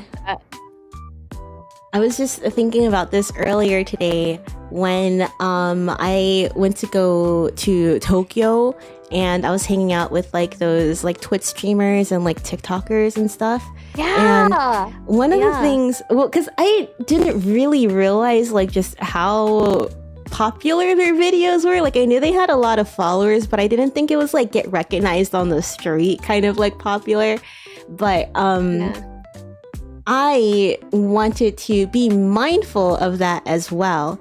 And I was really surprised by, you know, the fact that they hung out with us all night was purely because they were like, oh, good vibes. Yeah, because they're like, you guys didn't treat us like we were famous or like, you know, that we have a lot. You just treated us like we were normal. And I remember there's other people that were trying to approach them and they were like pretty standoffish because they weren't being treated like normal people. I'm just like, that's crazy that it's even... Like, I guess for like a celebrity, I would understand, but I mean, I don't know. Just for people on TikTok who do street interviews, it's kind of crazy that it affects their lives so much too.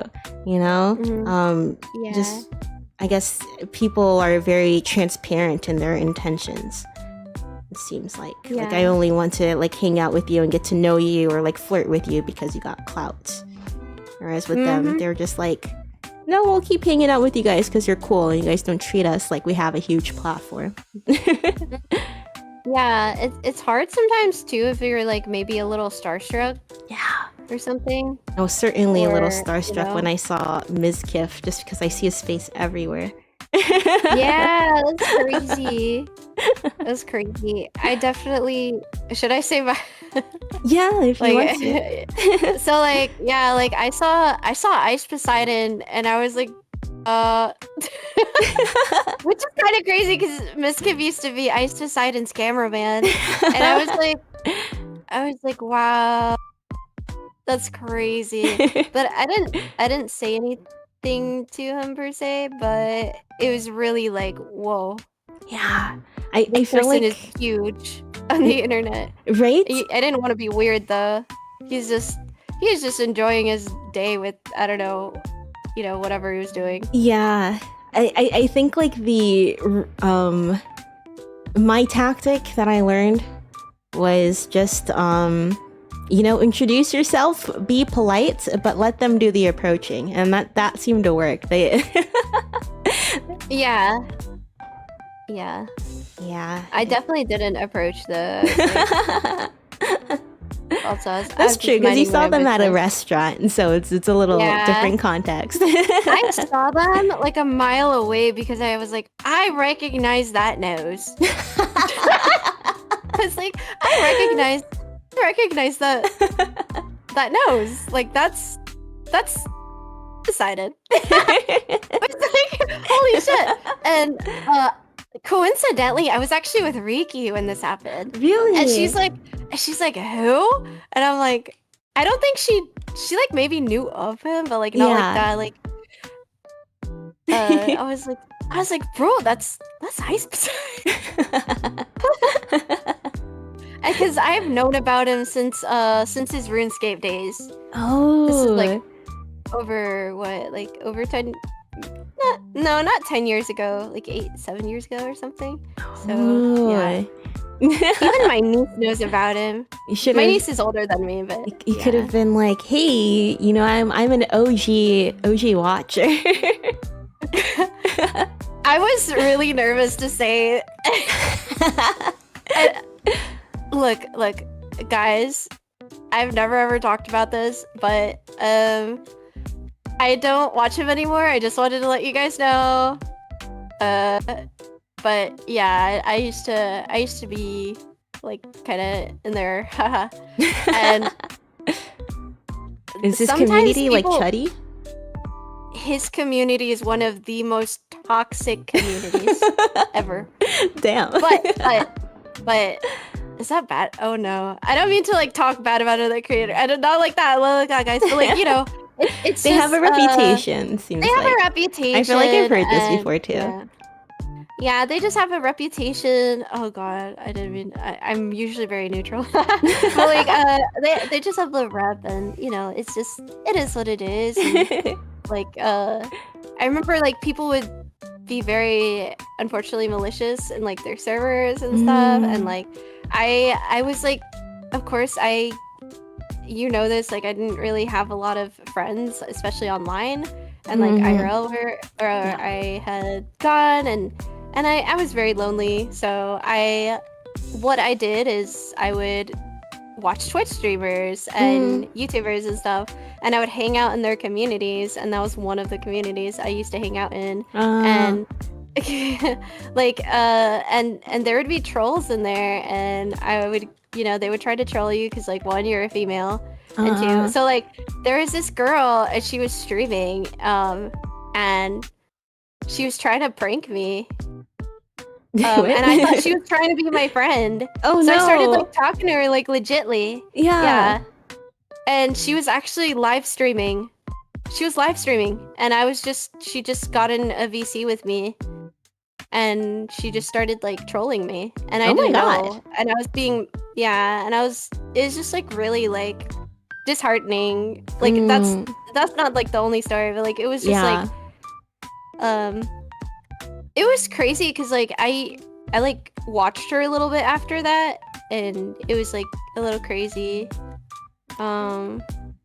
Yeah, it kind of still makes content. It kind of reminds me of like the content creators who just like provoke people for their content. It's like that kind of similar. Yeah, exactly. And that's why she's not the only reason. I've had really a lot of bad experiences with females, unfortunately. And it just I don't trust people. And it's really messed up that people do that kind of stuff. Because I just wanted to make friends. I just wanted people to hang out with, and I was like, oh my god, finally a girl that's like, she seems down to earth and stuff. Because unfortunately there's also like a lot of pick me behavior for a lot of people. They're not girls. Like when you have server. Like a Twitch server, I feel like is already, or Twitch like Discord server feels like a very male dominated space to begin with. So I feel like you have like people like you who are looking for a connection with like other females and like-minded individuals in there, and then you also have, like you said, the pick-me's who want to I guess just kind of, I don't know, pander, or like in a way feel better about yourself by putting down other girls. And I think, I guess it's just like point blank pick me behavior, because you're only doing it for the validation of other guys. Otherwise, you wouldn't be doing that on stream. Yeah, like if there was no guys present, I guarantee they wouldn't like be talking to me like that, or clean up the chuds. It was really sad, and like I was just like, I don't know. I kind of was really careful about like who I talked to after that, because I was like, bro, they were literally live streaming our conversation, right? Because we went down like to another VC, and I that like just give me a memory of that. Not that like that had nothing to do with the creator, but that was like the kind of like, yes, the chat does kind of reflect the streamer sometimes, like when that's the kind of community you cultivate, it really brings into question like, what are you promoting as the person who's brought all these people together. And he is like technically the first king of like live streaming, IRL live streaming. I remember, and he really like brought that, I know his name, but I don't really like quite know what he does, to be honest. Paul Danita. Wait, let's see. Or that's like his actual name. Nice Poseidon. Ew, I don't like that I just knew that. I try to, that's just a part of my internet history. I really try to block that out of my head. I don't like talking about. I've never actually ever brought it up in any VC.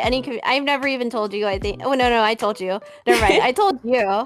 I mean, honestly, I feel like both of us were pretty chud adjacent back then in high school. That's true. The things that we were watching, the gosh, dude. I remember you were really into Pink Guy. Oh my god, I loved Filthy Frank. I loved him. Because, okay, I remember watching his first couple of videos, and I was like in the first 100K on his OG channel for subscribers.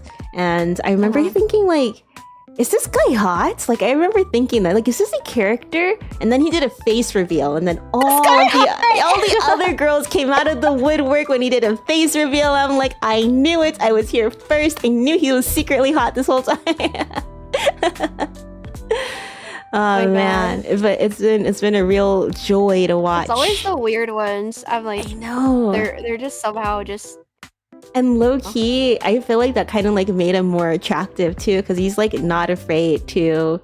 I don't know. I guess like get a little silly. I was weird. Like, I was simultaneously disgusted and interested. You know. Yes, that's the best. I love that. I like being a little disgusted. I love a gross little man. Yes, I do. Like a disgusting. Yes. Yeah, I like that. I feel that.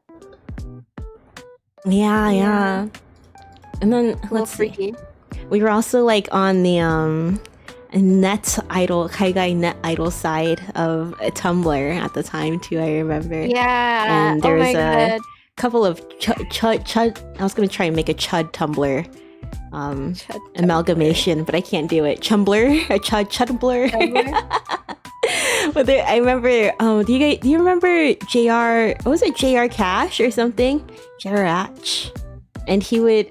Now that I like think back on it, I'm just like, who the fuck was this? Who did he think he was? But he was talking about like all the Kaigai net idols on his Tumblr.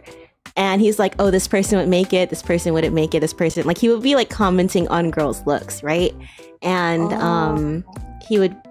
From the perspective of, like, a Japanese man who knows what other Japanese men want in the idol space. And I remember people being like, this guy's not even Japanese. Like, he's just LARPing. I don't remember what happened to him. But I was, like, kind of... I was hooked on his Tumblr, not gonna lie. But now looking back on it, I'm like, that's pretty chuddy. Yeah, that is pretty chuddy.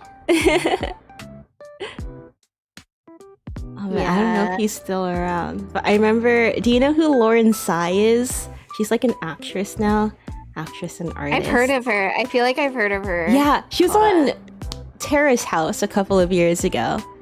But, yeah, I remember I first heard of her through his blog because he was like, oh, she's definitely gonna make it. She's so pretty.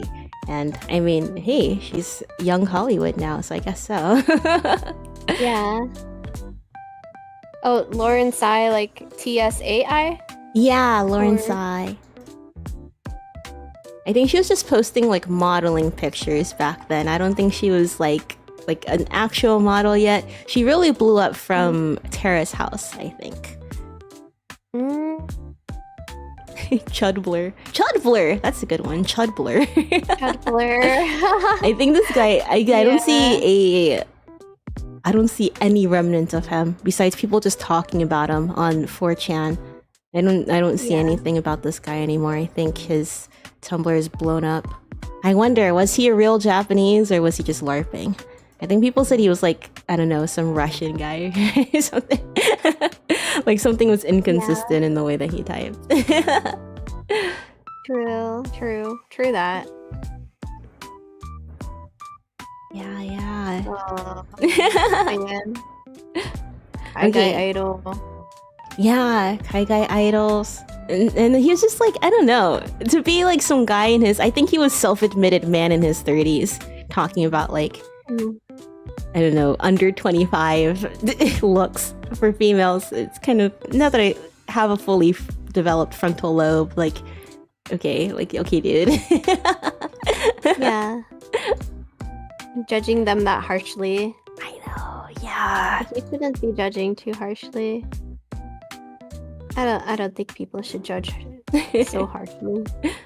Especially when people are just doing it for fun. He's doing it like completely unprompted. Yeah. Yeah. Oh my god.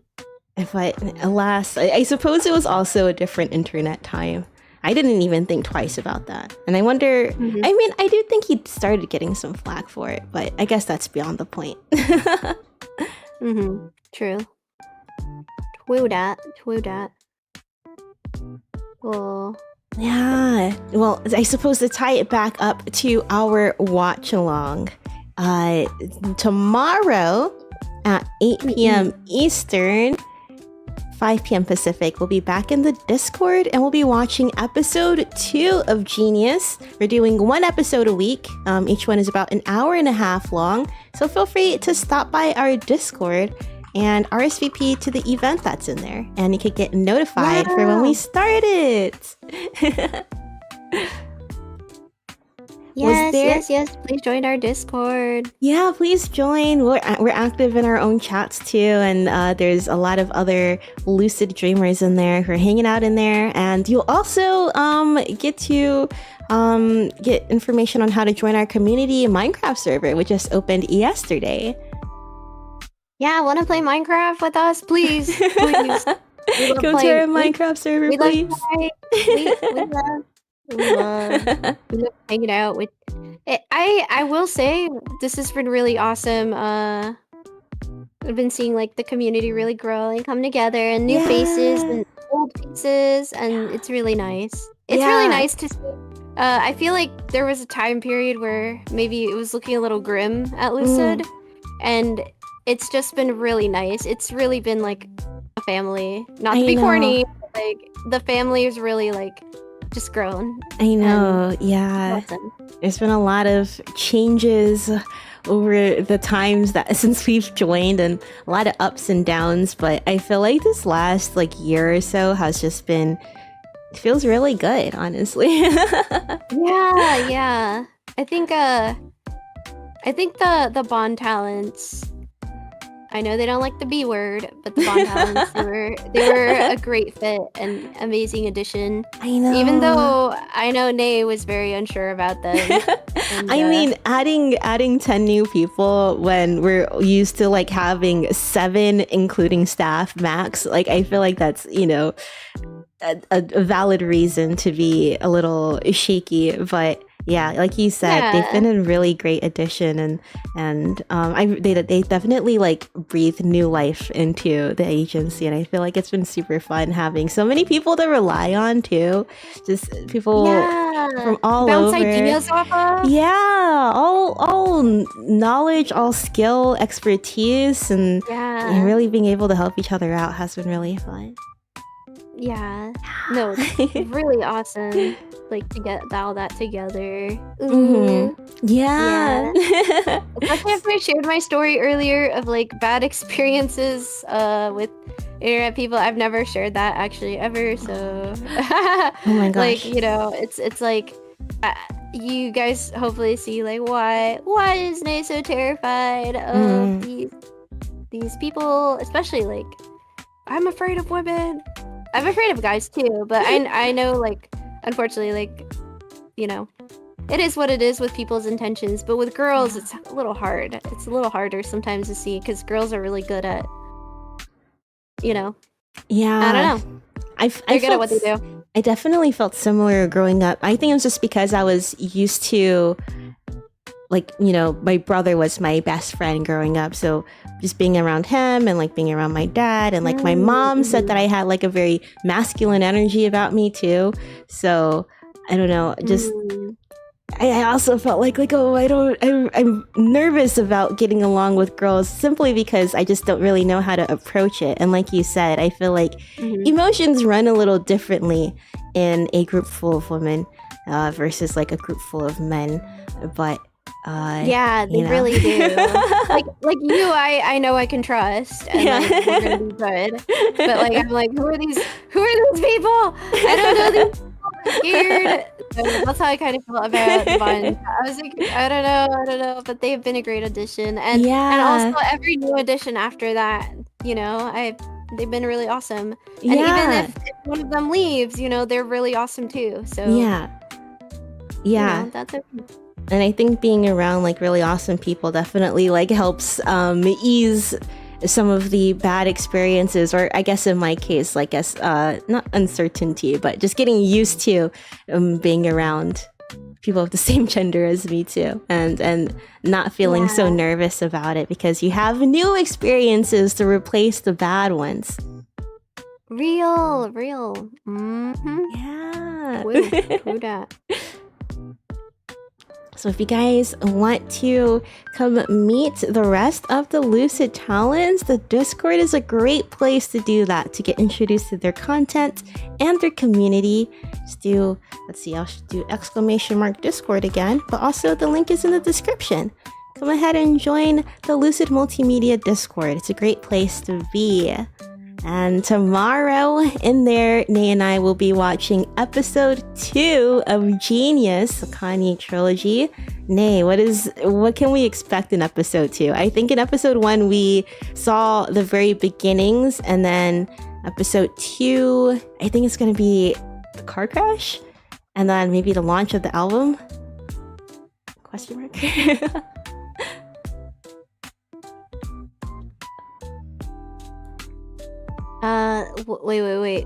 Wait, say that again? Wait, what can we expect? The second episode of Genius? Yeah, what can we expect in that episode? So, really, so the first episode was very happy, very awesome, very go-lucky, I would say even. Very inspiring, but the second episode is kind of where things kind of start going downhill. That plane that was kind of soaring high above, you'll just start seeing the pieces fall apart. Slowly, painfully. And it's really tragic. And I don't know, just I guess be prepared for like intense.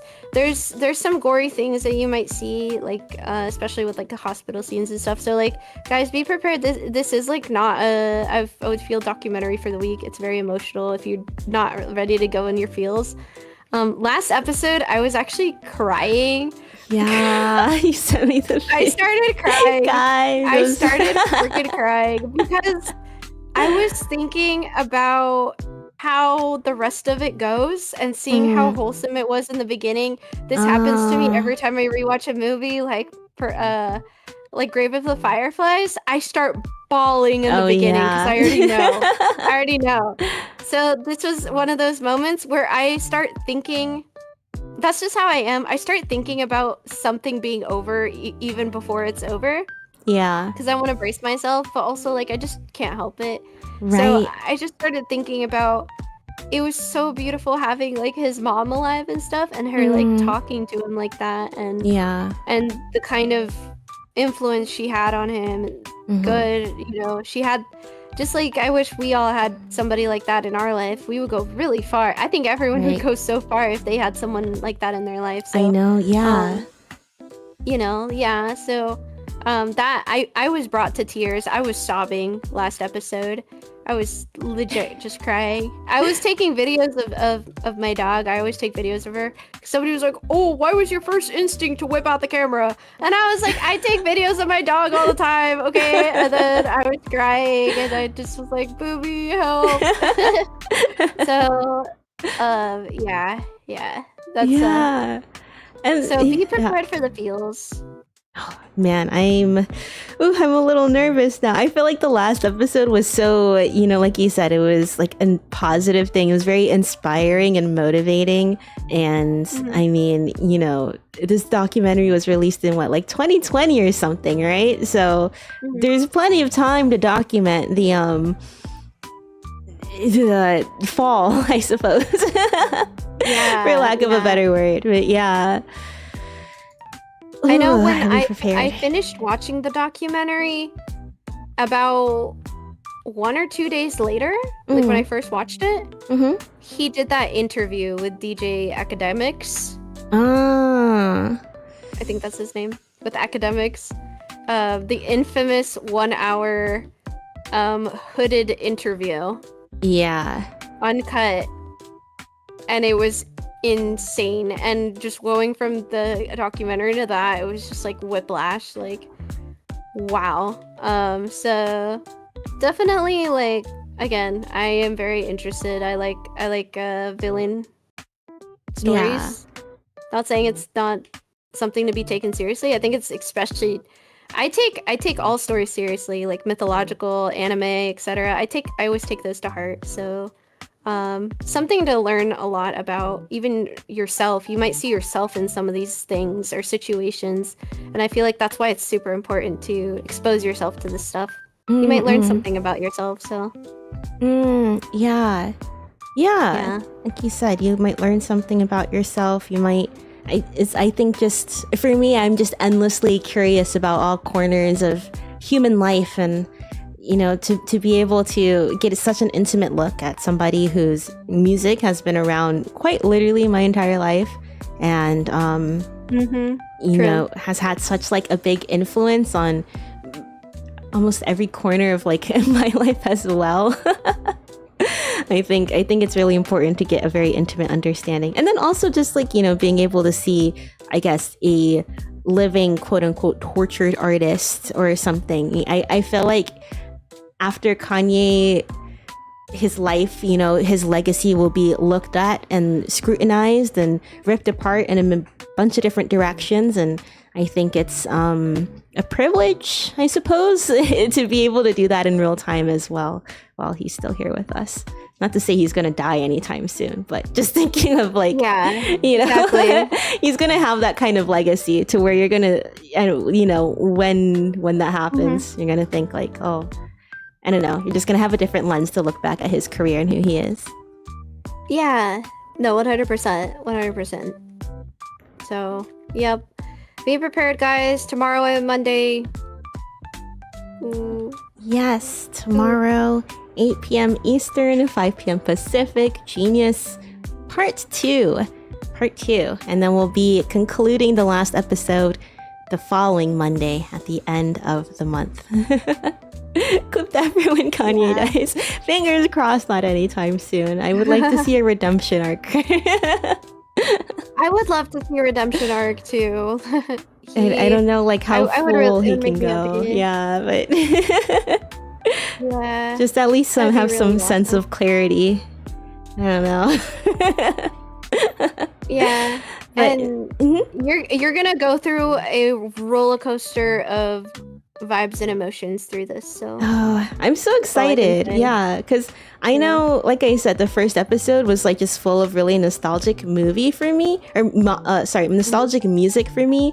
So I'm looking forward to seeing like the launch of that album, the subsequent albums, especially because I mentioned this last Monday, but I was just like, his lyrics, he had so much to say. Like they were pretty woke lyrics.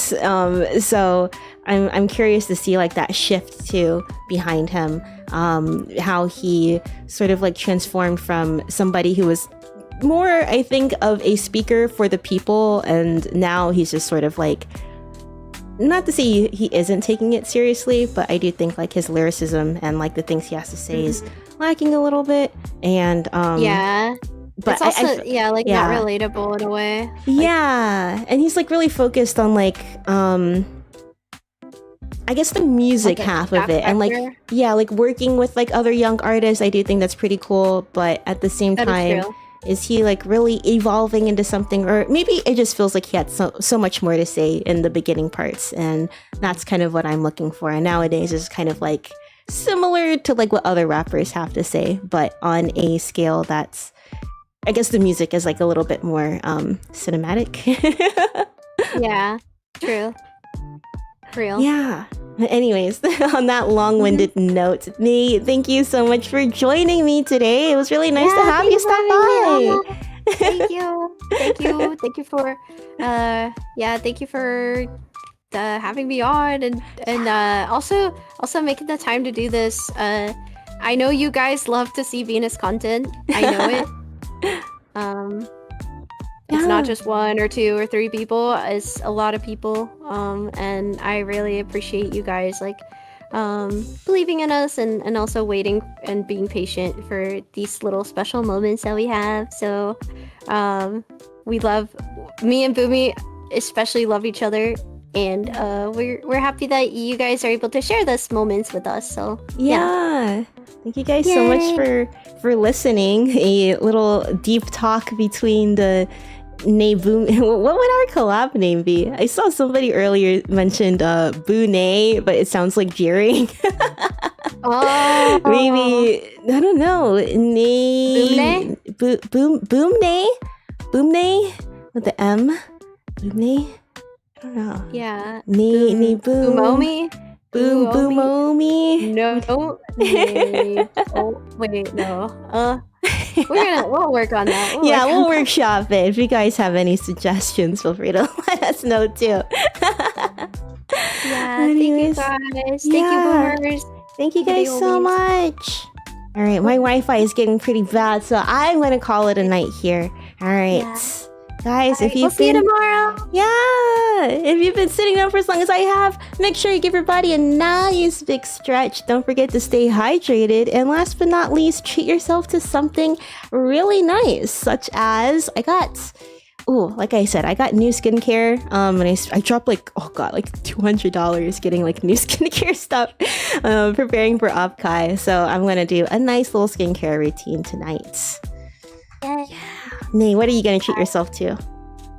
I treated myself already to the Dutch Bros, and I'm drinking like the rest of it. So I've also been doing 50 squats every day. I'm doing them with Sunny. So if you want to also participate with me, we're doing 50 squats a day. 50. Does walking count? Can I turn in my 10K steps a day? Oh yeah, true. You do get a lot of steps. I mean, hey, that does count. But if you want to do a little extra, little squatteronis, you know. So, I will consider. I don't. My legs are burning thinking about it. All right, bye guys. I will leave you to the boomers, and thank you, Boomi. Thank you for having me on. Thank you so much, Nate. Bye. Good night. I was Simi. Yeah, that was Naomi Cielo, my gen mate. Definitely go check her out. Her comment is pinned right there on the pinned comment to be redundant. In the meantime, I'm gonna go ahead and find somebody for us to raid really quick. Thank you guys so much for joining me today on the day after the New York Knicks have been crowned as the NBA champions of the 2025-2026 season. History was made here in New York City yesterday. If you want to see some of the vibes that I captured from last night and earlier in this playoff series, or I guess the finals, go ahead to the beginning of the VOD. We discussed a lot about that in the beginning. So yeah, let's build Jalen Brunson a statue.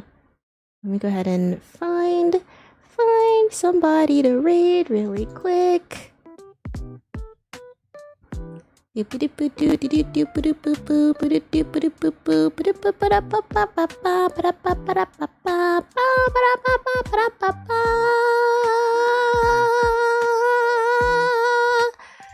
Let's go ahead and send you guys over to another Zatsudan stream. I'm going to send you guys over to Jiri Mokaro, who is doing a little hangout before she leaves for Japan. How exciting! That sounds like a lot of fun.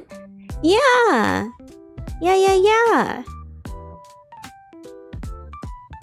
you guys so much for hanging out with me today. I'm gonna go ahead and get ready for work tomorrow. So until next time, take care. Bye.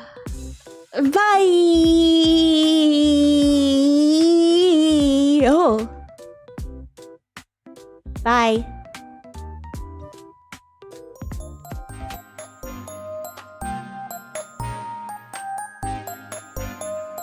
Thank you guys so much again for hanging out with me today. I will be seeing you again this weekend as well as Monday, tomorrow night for our Discord watch along. Yeah, let's go ahead and send the read over to Gigi, right?